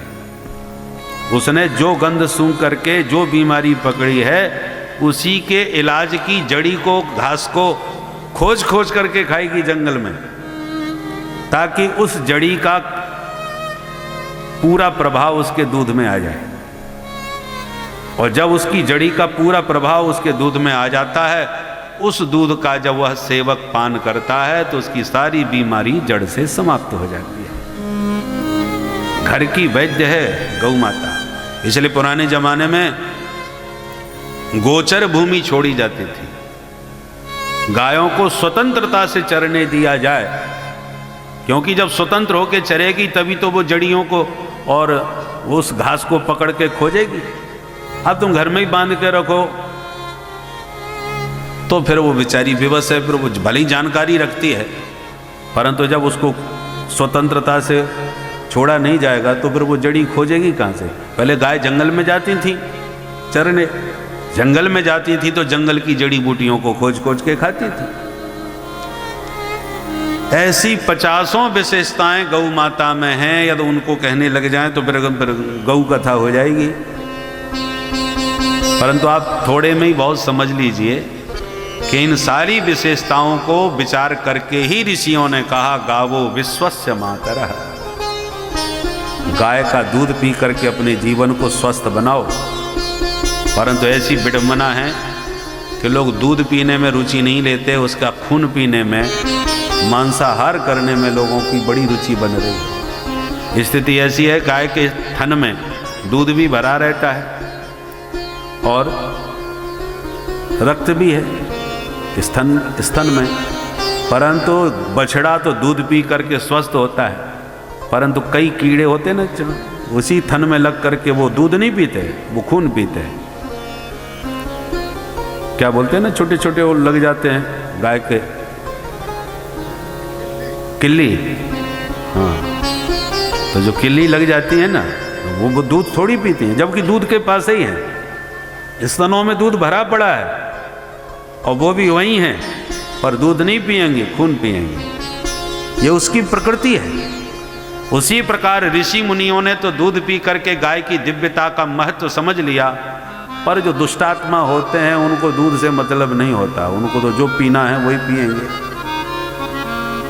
इसलिए आज कन्हैया को नजर लग गई, मुर्दे को छू लिया है, इसलिए मैया ने गौ माता की पूंछ से कन्हैया को झाड़ा लगाया, अलाय बलाय सब दूर करी। इतने में नंद बाबा आ गए, सभी ने समाचार सुनाया। नंद बाबा बोले भैया मोती तो वसुदेव ने मथुरा में कह दी कि तेरे घर में संकट आए बेवारो है, तू जल्दी भाग। भैया पक्को ज्योतिषी निकलो, बाकी भविष्यवाणी बिल्कुल सही निकली। मैं घर पहुंचना पाया कि आफत आ गई, पर मैंने वो पूरे रास्ते खूब माला सटकाई, हे नारायण मेरे छोरा की रक्षा करियो, हे भगवान मेरे लाला की रक्षा करियो। देख ले मेरे भजन को चमत्कार, जो नारायण ने या पूतना में एक धमुकरा धर दिया सो मर गई। और साक्षात नारायण ने मेरे छोरा की रक्षा कर ली। ब्रजवासी बोले बाबा ये सब तेरे भजन को ही चमत्कार भयो, ये बात अब समझ में आई। इतनी देर से हम यही चक्कर में पड़ गए कि ये मरी तो मरी कैसे पूतना, अब समझ गए कि ये सब तेरे भजन को चमत्कार भयो। एक ग्वाला बोलो बाबा ये पूतना तो मर के चली गई, पर मथुरा गोकुल को रास्ता जाम कर गई, बीच रास्ता में मरी पड़ी है, ये बताओ कहाँ फेंकें। नंद बाबा बोले अपने अपने घर से कुल्हाड़ी भरसा लेके आओ और या के लंबे चौड़े हाथ पैर काटो, और जो वृक्ष टूट के गिर गए हैं वो सब या के ऊपर उखाड़ के पटको, लगा दो या में आग। ब्रजवासियों ने वही किया, तो जैसी आग लगी तो दह्यमानस्य देहस्य धूमस्य गुरुसौरभ, पूतना का देह जब दग्ध होगा तो ऐसी दिव्य सुगंध निकली कि वातावरण एकदम सुगंधित हो गया। परीक्षित बोले ये तो पापनी थी, फिर खुशबू कैसे निकली। सुखदेव जी कहते हैं परीक्षित, जिन प्रभु का नाम लेके कोई प्राणी प्राण त्यागता है तो परम गति का अधिकारी बन जाता है, तो उन प्रभु को जो भगवान को छाती से चिपका करके प्राण त्याग रही है, उसके उद्धार कल्याण में क्या संदेह रह सकता है। बोल पूतना मर्दन भगवान की जय। जो भी इस पूतना मोक्ष की कथा को प्रेम से कहेगा सुनेगा, गोविंदे लभते रति, इस कथा के श्रवण से गोविंद के पाद पद्मों में प्रीति प्राप्त होती है। भगवान के चरणों में प्रेम उत्पन्न करने वाली यह दिव्य कथा है। अब एक दिन की बात, मैया विचार कर भी ले गई, आज मेरे छोरा को जन्म नक्षत्र है, रोहिणी नक्षत्र है, तो मैया ने लाला को स्नान करा के काजल डिठौना लगा के जैसी पालने में पौड़ाए कि सो गए कन्हैया, और सोते सोते करवट बदल ली। मैया तो खुशी में उछल पड़ी, अरे मेरो छोरा बड़ो है गयो, देख ले आज अपने आप ही आने करवट बदल ली। भाई मैं तो गीत गवाऊंगी। तुरंत बुलायो नाई और पूरे ब्रज में लगवाई दी दुहाई। नाई ने पूछी काय बात की दुहाई। मैया बोली कह दी जो सबसे के करवट बदलवे को बिल हुआ है। छोरा ने पहली बार करवट बदली है इसलिए गीत गवंगे आज। नाई ने लेके पूरे ब्रज में दुहाई लगा दी। गोपियां ले ले बधाई, सब दौड़ दौड़ के आवे लगी। जसोदा मैया बधाई हो करवट बदलवे की। मैया बोली बहना बहुत बहुत बधाई है, पर हल्ला मत मचाओ, छोरा मैंने हवाली सुबायो है, कच्ची नींद जगह को तो रोबे गो। गोपियां बोली तो हम का तेरो मुँह देखवे आएंगी, अरे तेरे बुलावे पे आएंगी तो गाएंगी बजाएंगी तो घर में हल्ला ना मचेगो। मैया बोली तो 2 मिनट रुक जाओ बहना, या छोरा है कहीं शांत एकांत में सुबाए दूं, फिर चाहे जितनो हल्ला मचेगी। मैया ने पालनों उठायो जिसमें प्रभु सो रहे थे, उस पालने को उठा के बाहर ले जाके बैलगाड़ी के नीचे लटकाई दिया। और फिर भीतर आके मैया बोली बहना आओ अब प्रेम से गाओ बजाओ, कोई घर की चिंता ना है, छोरा मैंने बाहर गाड़ी के नीचे पालने में सुबाई दिया। फिर क्या था, मंगल गीत गबने लगे, सब गोपियां झूम झूम के नाच नाच के गावे लगी। चलिए हम भी सम्मिलित हो जाएं।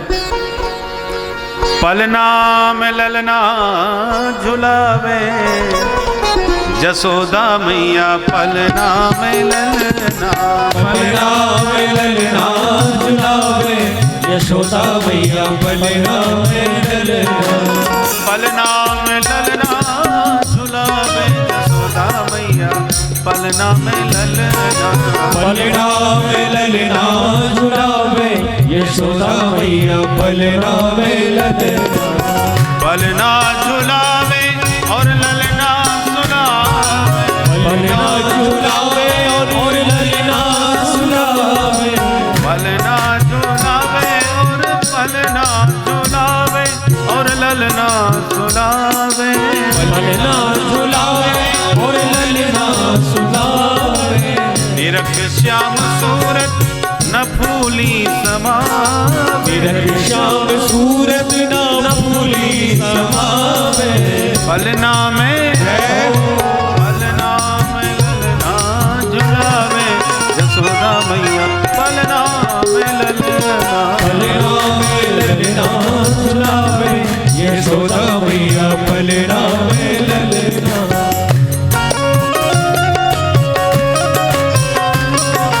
दोनों हाथ से ताली बजाते हुए सब मस्ती में गाइए।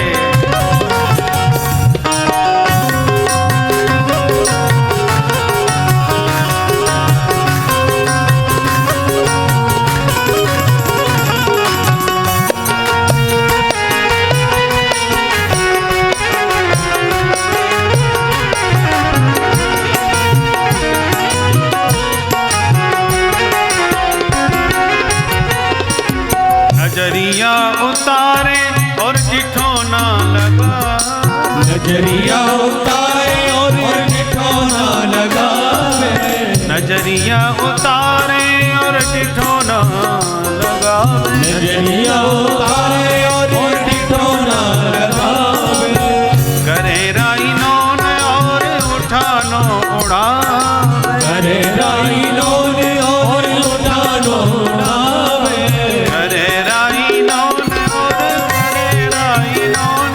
और उठानो उड़ावे करे राइनो ने और उठानो उड़ावे। पलना में जय हो पलना में ललना झुलावे यशोदा मैया पलना में ललना पलना में ललना झुलावे यशोदा मैया पलना में ललना। जय हो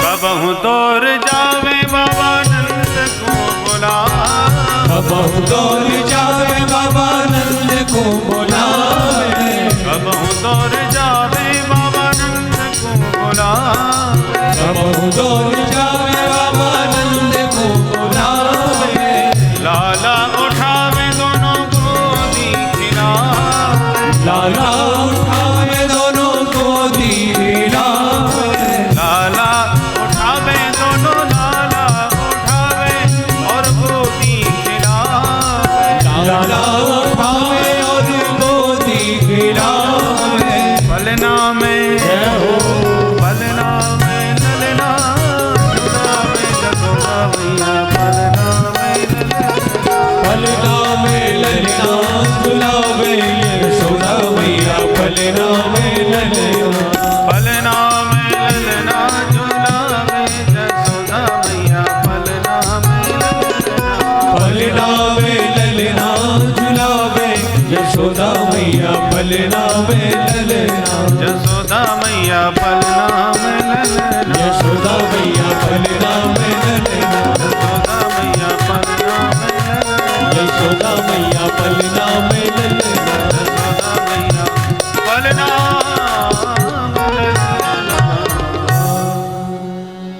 बोल कृष्ण कन्हैया लाल की जय नंद के लाला की जय। जैसी गोपियों ने नाच नाच के गाना चालू किया तो लाला की नींद खुल गई। जागते ही चारों तरफ दृष्टि घुमा करके विचार किया प्रभु ने कि वाह, गीत हमारे लिए आंगन में गाए जा रहे हैं और जाके निमित्त गीत गव रहे हैं, वो बाहर गाड़ी के नीचे लटक रहे हैं। वह गीत हमारे, उत्सव हमारा, तो हमको ही बाहर क्यों लटका दिया। चलो भीतर चले, पर चलना फिरना अभी हमने सीखा नहीं है, आता नहीं है, तो कैसे चलें। तो एक ही उपाय है कि रोना चालू कर दो, मैया उठा के ले जाएगी। तो जैसी कन्हैया ने रोना चालू किया, परंतु गाने में गोपियां सब इतनी मस्त हैं कि काऊ ने ना सुनी। नैवा शृणोद वै रुदितं सुतस्य सा रुदम स्तनार्थी चरणाबुदक्षिपत। बहुत देर तक रोते रहे पर काऊ ने ना सुनी। भगवान को लगा रे हमारा रोना भी बेकार गया, तो अब क्या करें। तो गाड़ी के ऊपर सकटासुर बैठा नजर आया। भगवान समझ गए मामा जी मौके पे आए। घुमा करके भगवान ने रोते रोते गाड़ी में एक लात मारी, दम से टूट गई गाड़ी, मटका सब फूट गए। धमाधम की आवाज़ सुनते मैया गाना बजाना भूल गई, भाग के तुरंत आई। जो गाड़ी टूटी दिखाई मैया जोर से चिल्लाई, कहाँ गए हो मेरो कन्हई। भाग करके ग्वालों ने गाड़ी के नीचे से लाला को निकाल के मैया की गोद में दिया। जब मैया का स्तन पान किया मुस्कुराते हुए माधव ने, तो मैया की जान में जान आई। भगवान की कृपा से छोरा तो बिल्कुल ठीक ठाक है, पर गजब की बात है आंधी तूफान अभी कोई आयो ना है, बैल साण कोई निकरो ना है, तो धरी धरी दम से गाड़ी टूट कैसे गई। दो छोरा भागे भागे आए, मैया हम बताएं। बेटा बताओ। बोले मैया तेरो छोरा रोवे लगो तो हमने सोची याकू मैया की गोद दे आए, और जैसे याकू उठावे आए तब तक तो छोरा ने रोते रोते वो लात मारी कि दम से उड़ गई गाड़ी।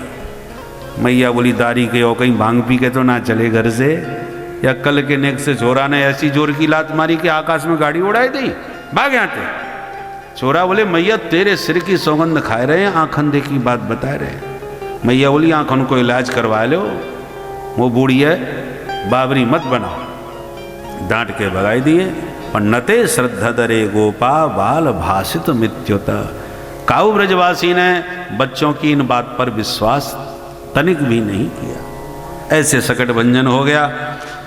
अब एक दिन गर्गाचार्य जी महाराज घूमते हुए वसुदेव जी के भेजे भय गोकुल में पधारे। बाबा नंद ने जोरदार स्वागत किया। अहो भाग्य हमारे, आप जैसे संत पधारे। महाराज एक निवेदन करूं? हाँ बोलो। बोले आपकी कृपा से मेरे घर में दो छोरा हैं, एक रोहिणी को और दूसरो जसोदा को। पर यह जसोदा के लाला ने जब से जन्म लिया है यहाँ के ऊपर बड़े संकट आए हैं।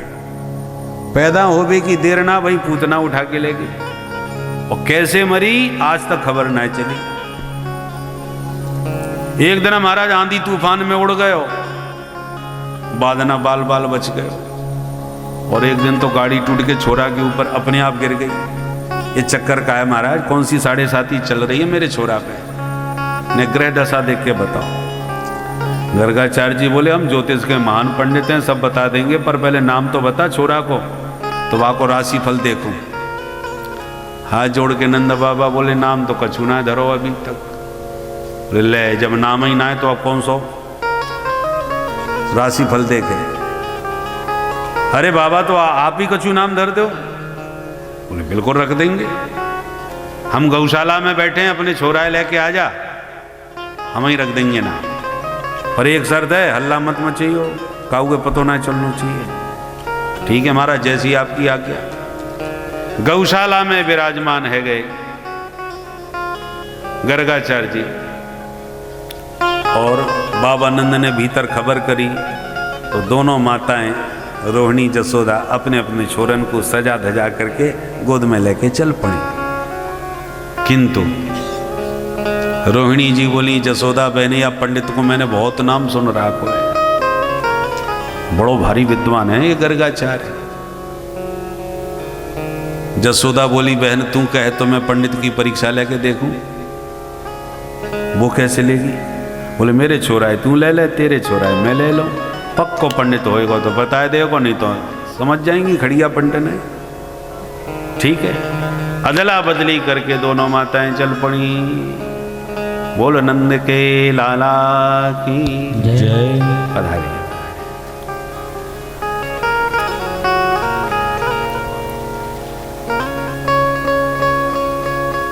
हमारे पूज्य शालिग्राम जी महाराज, अच्छे पंडितों की चर्चा चल रही थी, और ये बड़े भारी विद्वान आपके क्षेत्र के रत्न हैं, संस्कृत के महान पंडित हैं। जय हो, जय जय जय हो, जय हो।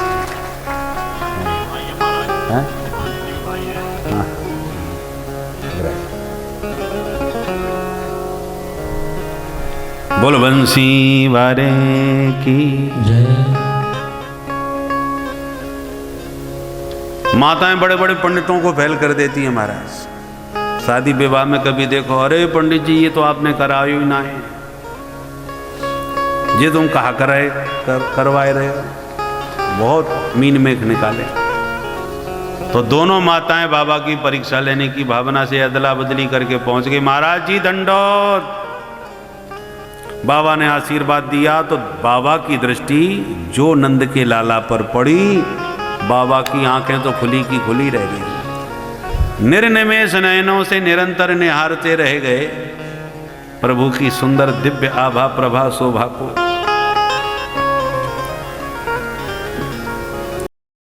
प्रेम उमड़ पड़ा कि बाबा की आंखें खुली रह गईं और समाधि में चले गए। जैसे आजकल व्यक्ति कोमा में चले जाए ना, तो होश ना रहे कि कहाँ है,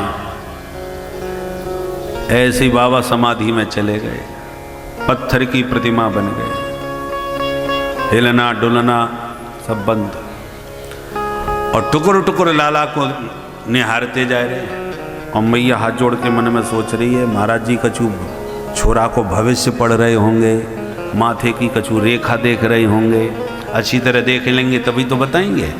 तो मैया बेचारी बैठी रही।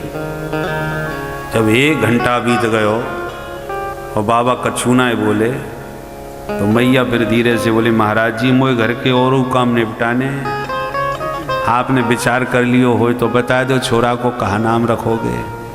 अब बाबा हो तो नाम रखें, बाबा तो समाधि में बैठे।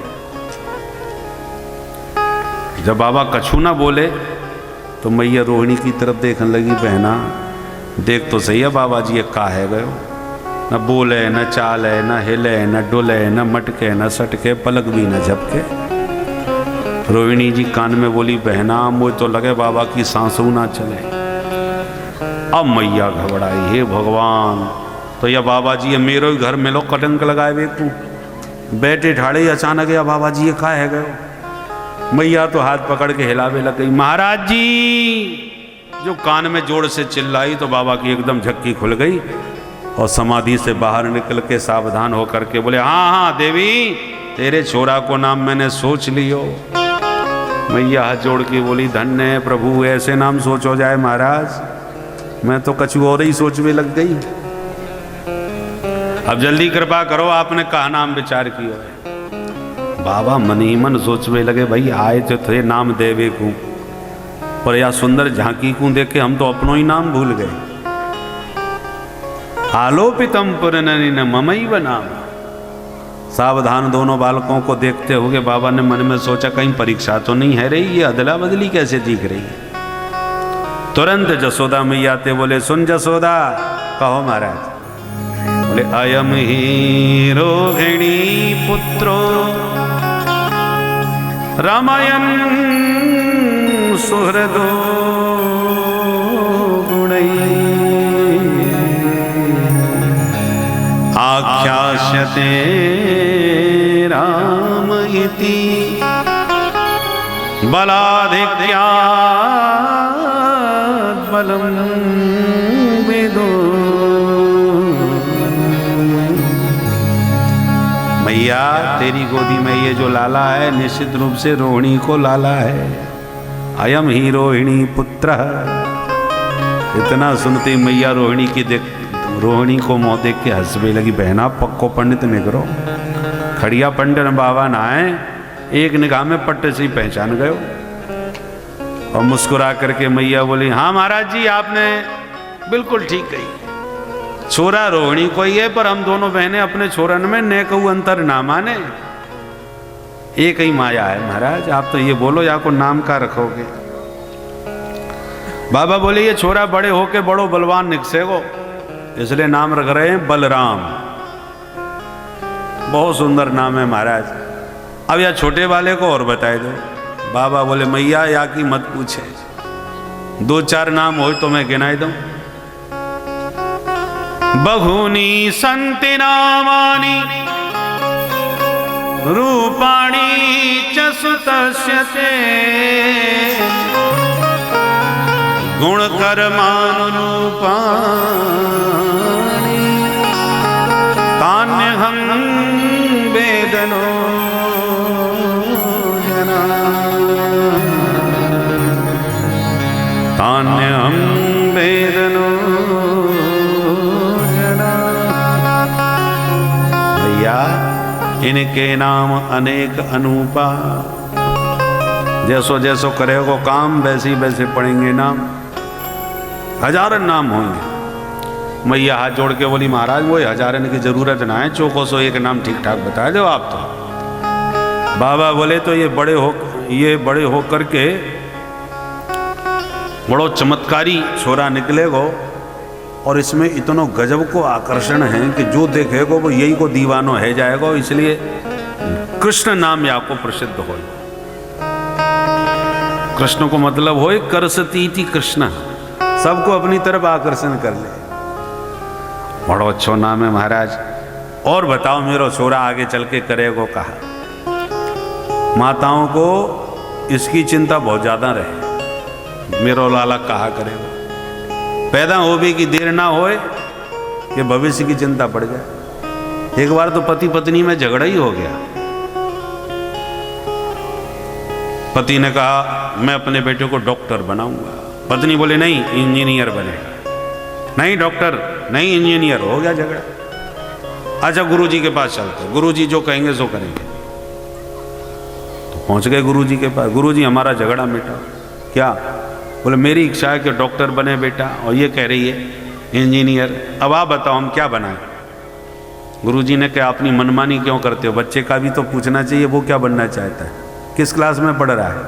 बोले महाराज अभी पैदा कहाँ हुआ है, बस होने ही वाला है। बताओ पैदा हुआ नहीं और झगड़ा चालू। भविष्य की चिंता क्या बनेगा। तो मैया बोली महाराज ये बता छोरा आगे चल के करेगो कहा, नौकरी करेगो व्यापार कछु करेगो कि ऐसी गैया चरम तो फिरेगो। बाबा बोले या छोरा की ग्रह दशा बोल रही है कि बड़े चल के नंबर 1 को चोर बनेगा। मैया बोली है गयो मेला। ये आपने कैसी भविष्यवाणी सुनाई दी महाराज। आपकी कृपा से घर में 9 लाख गैया हैं, दूध दही की कोई कमी ना है, छोरा है चोर बता रहे हो आप। बाबा बोले हम कछु ना बता रहे, जो बतावे जाके ग्रह दशा बतावे। ग्रह दशा बोल रही है सामान्य चोर ना बनेगो, चोरन को सरदार बनेगो। अरे भगवान तो काय की चोरी करेगो ये तो बता दो। बोले मैया ये भी बताओ बड़ो मुश्किल है, 1-2 चीज चुरावे तो मैं कहना हूं। ब्रजे वसंतम नवनीत चौरम गोपांगनानां चदुकूल चौरम अनेक जन्मार्जित पाप चौरम चौराग्रगण्यम पुरुषम नमा। चोर नहीं चोरों का सरदार चौराग्रगण्य। हनुमान जी हैं ज्ञान नाम अग्रगण्य और ये हैं चौराग्रगण्य, चोरों के सरदार। इसलिए मैया या को नाम पड़ेगो हरि। हरि को मतलब होए हरति इति हरि, जो सब कुछ हर ले। हरति गोपी नाम चित्तम वित्तम नवनीतम इति हरि। हरति प्रणत जनानाम पापम इति हरि। प्रणत जनों के पापों का जो हरण कर ले भृत्यार्ते हम। इसलिए मैया या को हरि नाम प्रसिद्ध है जाएगा। मैया बोली महाराज जी अब मुझे ज्यादा भविष्यवाणी ना सुननी, बुढ़ापे की संतान है, जैसो होएगो सो ठीक है महाराज, आप तो आशीर्वाद दो, ज्यादा भविष्यवाणी के चक्कर में ना पड़ना चाहिए। बाबा तो आशीर्वाद दे के चले गए। मैया बोली बहना महाराज जी विद्वान तो खूब हते, नाम का चुटेड़े मेड़े धर दिए। कृष्ण कहवे में मेरी तो जीव ही चक्कर खा जाएगी। सो बहन मैंने तो 2 नाम रख लिए। महाराज ने नाम रखे हैं कृष्ण बलराम और मैंने नाम रख दिए कनुआ और बलुआ। सीधो सीधो नाम बोलबे में आ रहा। छोरा को चाहे जितना बढ़िया से बढ़िया नाम धर लो, पर घर में मैया बाप कछु प्यार को नाम अलग से ही रखें। कृष्ण की जगह पर कनुआ, कन्हैया, कान्हा ये मैया के प्राइवेट नाम है घर के। लाड़ प्यार का नाम अलग होना चाहिए, प्रसिद्ध नाम अलग। काऊ छोरी है, बचपन में गुड़िया गुड़िया कह के बुलाओ तो बड़ो अच्छो लगे, पर पतो चले गुड़िया नाम परमानेंट है गयो। भविष्य में वो गुड़िया जब बुढ़िया हो जाएगी और बुढ़िया दादी को भी जब कोई गुड़िया कह के बुलाएगा तो कितना अजीब लगेगा। इसलिए प्रसिद्ध नाम अलग और प्यार का नाम अलग होना चाहिए। अब धीरे धीरे दोनों भैया घुटनों के बल चलना प्रारंभ कर दिए। कालेन व्रजताल पेन गोकुले राम केशव जानोभ्या सह पाणिभ्या रिंगमाणो विजरत। घुटनों के बल चल रहे हैं।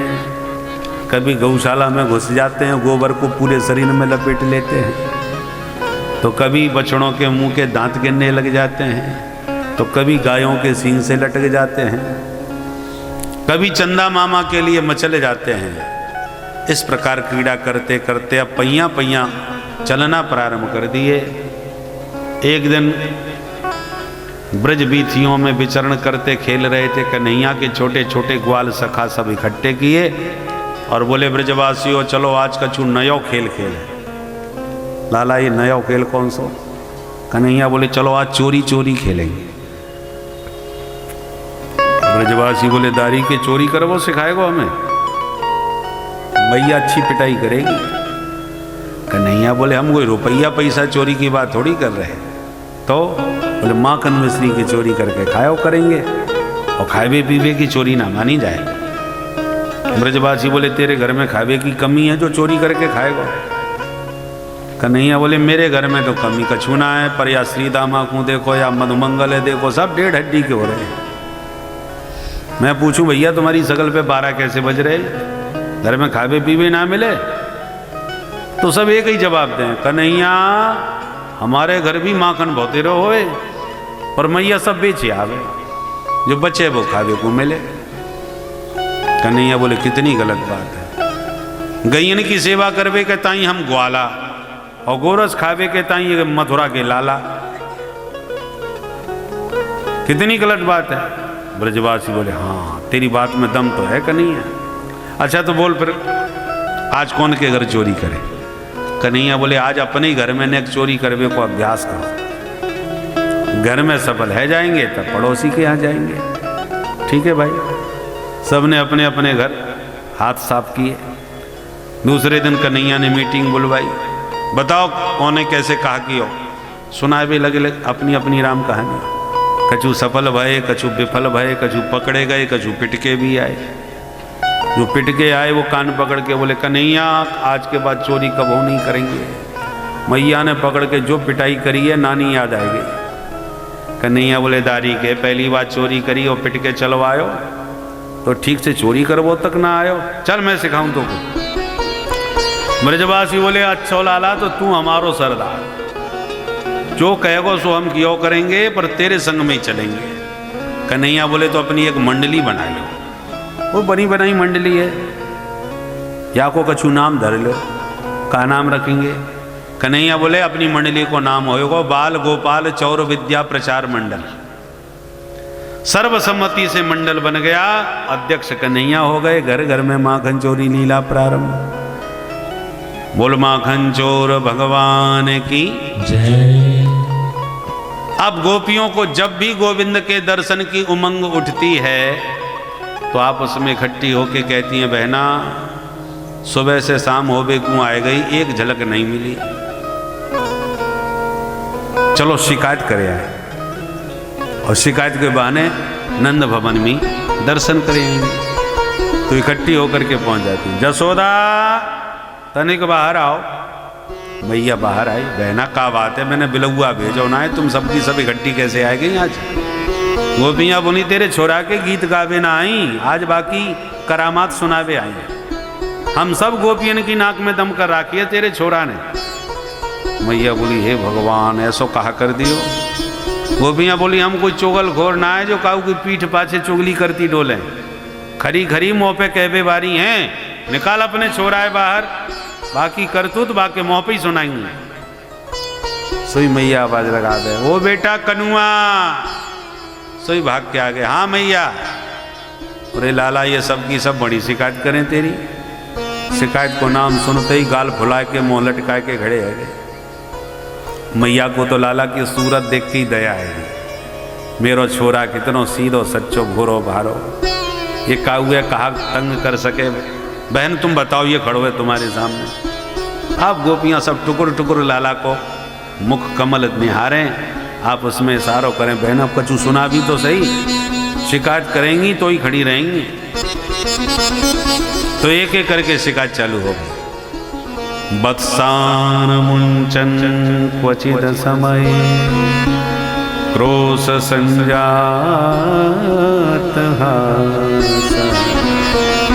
स्तेयं स्वादवत्यथिदधिपयः कल्पितैस्तेयोगैः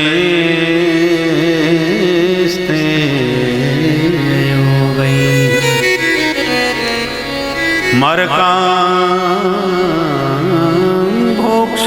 विभजति सचये नाति भाण्डं भिनत्ति द्रव्यालाभे सगृहे कुपितो यात्यपक्रोशतोका। पहली शिकायत, वत्सान मुंचन, तेरो छोरा आवे बछड़ा खोल के भग जावे। मैया बोली तो तू गैया दोवे गई होगी बहना, तो छोरा ने बछड़ा खोल दिए होंगे। तो बोली ना है क्वचित असमय, जब गैया दोवे को कोई समय ना हो तब खोले ये। मैया बोली तो तेरो ही, तू अपनो ही छोरा समझ, तू डांट दियो कर। एक गोपी बोली मैंने डांट के देख लियो। फिर बोले मैया एक दिन मैं जब डांटने लगी तो मैं डांटती जाऊं और ये मुंह को देख देख के मुस्कुरा तो जाए। भगवान जाने या की मुस्कान में कहा जादू है कि डांटते डांटते फिर मोह ये हंसी आएगी। अब तू बता हम कैसे डांटे। मैया बोली तो मेरो छोरा जैसी तेरे घर आवे तू प्रेम से परोस के पवा दियो कर, जो खावे जो लेवे सब दे दियो कर, और बातें दुगनो तू मोते ले जायो कर। एक गोपी बोली कैसी बात करो जसोदा, तेरो लाला खाएगो पिएगो तो हम तो उसे हिसाब मांगे भी आएंगी। अरे भगवान ने बहुत दियो है, चाहे जितना खाए। मैया बोली तो फिर शिकायत क्या क्यों कर रही है। बोले मैया शिकायत यह बात की है कि एक दिन मैंने या के सामने थाली में परोस के माखन मिश्री सब धर दियो, और मैं हाथ जोड़ के बोली लाला बैठ के शांति से जितनो मर्जी पड़े तू खा ले। सो एकदम आंख दिखा के बोलो ए गोपी तेना का मोई भिकमंगा समझ रखो है, तू मेरे घर में आके खा जाइयो। मेरे बाबा के यहाँ 9 लाख गैया हैं, तू मुँह को माखन खा खवाएगी। मैं बोली मोए सब मालूम है, जब इतने बड़े बाप को बेटा है तो चोरी काहे क्यों करे। तो तुरंत हंस के कहता है चोरी के माल में स्वाद ही कछु और होए। अब बता परोस के दो तो बड़े बाप को बेटा बन जाए, और बाद में चोरी करके खावे में या क्यों स्वाद आए।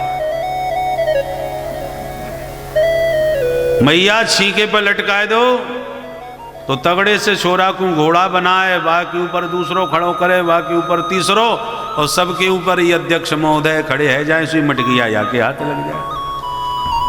इस प्रकार से सभी गोपियां भगवान की शिकायत कर रही हैं, और मैया सुन सुन के मन ही मन हंस रही हैं।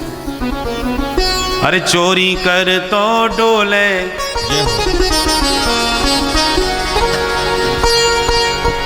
सभी गोपियां मैया को समझा रही हैं। चलिए हम भी शिकायत करें।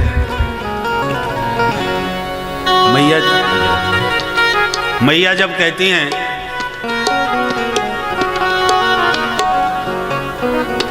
कि बहना यदि मेरो छोरा चोर है तो काउदना चोरी पकड़ के दिखाए दो, मैं मान जाऊंगा। गोपियां बोली ठीक है जसोदा, तूने बहुत सिर चढ़ाई लियो, काऊ ना तू ही पछताएगी, छोरा तेरो बहुत ज्यादा बिगड़ गयो। नेक्स्ट छोरा जाके पेट में डाड़ी, अभी से ये हाल है जाके तो आगे चल के ये कहा करेगो। सब गोपियां मैया को शिकायत कर रही, अरे मनमोहन बिगड़ गए बारे ते, मनमोहन बिगड़ गए बारे ते, मनमोहन बिगड़ गए बारे ते, मनमोहन बिगड़ गए बारे ते, मनमोहन बिगड़ गए बारे से, ओ मनमोहन बिगड़ गए बारे से, मनमोहन बिगड़ गए बारे, ओ मनमोहन बिगड़ गए बारे ते, मनमोहन बिगड़ गए बारे ते। श्री जसोदा जी के दुलारे से, ओ मैया जसोदा जी के दुलारे से, मनमोहन बिगड़ गए बारे, ओ मैया जसोदा जी के दुलारे से, मनमोहन बिगड़ गए बारे, मनमोहन बिगड़ गए बारे थे, मनमोहन बिगड़ गए बारे थे, मनमोहन बिगड़ गए बारे, ओ मनमोहन बिगड़ गए बारे से, मनमोहन बिगड़ गए जय हो।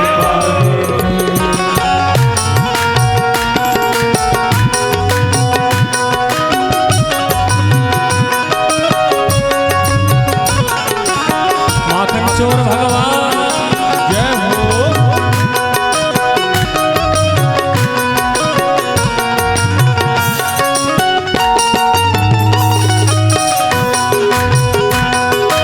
दोनों हाथ उठा के ताली बजाते होगे मस्त। जय हो।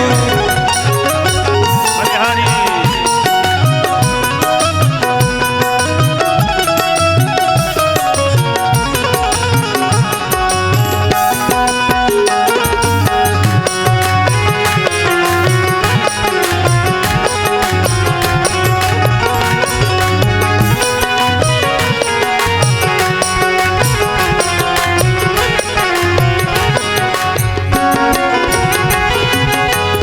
थोड़े दूध दही के लाने, थोड़े दूध दही के लाने, थोड़े दूध दही के लाने, थोड़े दूध दही के लाने, थोड़े दूध दही के लाने, थोड़े दूध दही के लाने, तो घर घर कान्हा घर घर फिरत सकारे थे, कान्हा घर घर फिरत सकारे थे, मनमोहन बिगड़ गए बारे, ये तो घर घर फिरत सकारे, मनमोहन बिगड़ गए बारे, मैया जसोदा जी के दुलारे से, मनमोहन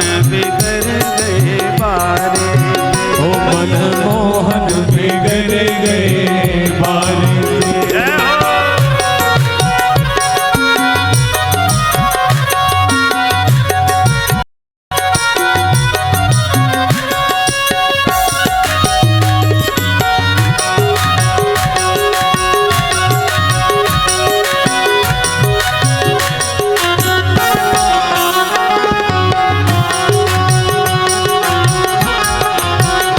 और सुन मैया,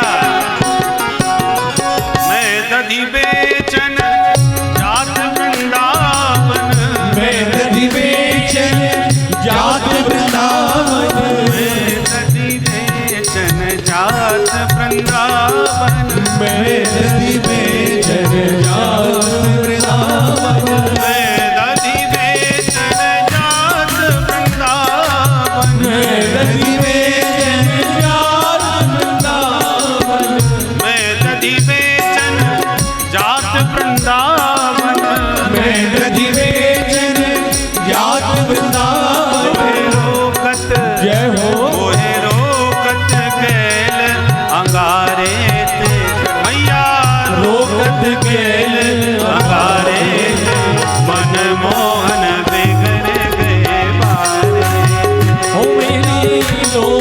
के अखाड़े से मनमोहन बिगड़ गए बारे से। वो मनमोहन बिगड़ गए बारे थे, मनमोहन बिगड़ गए बारे थे।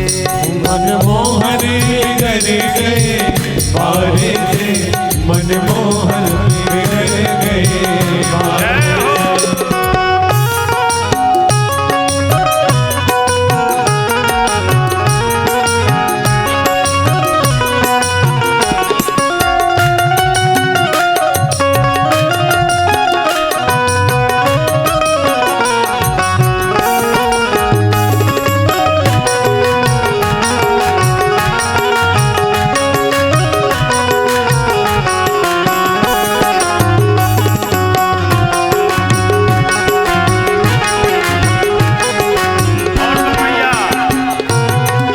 मटकी फोड़ी मेरी भैया मरोरी, मटकी फोड़ी मेरी भैया मरोरी, मटकी फोड़ी मेरी भैया मरोरी, मटकी फोड़ी मेरी भैया मरोरी, भैया मरोरी मेरी भैया मरोरी, भैया मरोरी मेरी भैया मरोरी, भैया मरोरी मेरी भैया मरोरी, भैया मरोरी मेरी भैया मरोरी, मटकी फोड़ी मेरी भैया मरोरी, मटकी फोड़ी मेरी भैया मरोरी। मेरी चूनर जय हो मैया चूनर फारी किनारे से, मेरी चूनर भारी किनारे से मनमोहन बिगड़ गए बारे। ओ मेरी चूनर भारी किनारे से मनमोहन बिगड़ गए बारे। ओ मैया जसोदा तेरे दुलारे से, मैया जसोदा तेरे दुलारे से मनमोहन बिगड़ गए बारे। ओ मैया जसोदा तेरे दुलारे से मनमोहन बिगड़ और सुन मैया, बारे से। अपने से नहीं बिगड़े कन्हैया, अपने से नहीं बिगड़े कन्हैया, अपने से नहीं बिगड़े कन्हैया, अपने से नहीं बिगड़े कन्हैया। इन सखियन के ओ मैया, इन सखियन के इशारे थे, ओ मैया इन सखियन के इशारे से मनमोहन बिगड़ गए बारे। ओ मैया इन सखियन के इशारे से मनमोहन बिगड़ गए बारे। चंद्र सखी भज बाल कृष्ण छवि, चंद्र सखी भज बाल कृष्ण छवि, बाल कृष्ण छवि श्याम कृष्ण छवि, बाल कृष्ण छवि श्याम कृष्ण छवि। चंद्र सखी भज बाल कृष्ण छवि, चंद्र सखी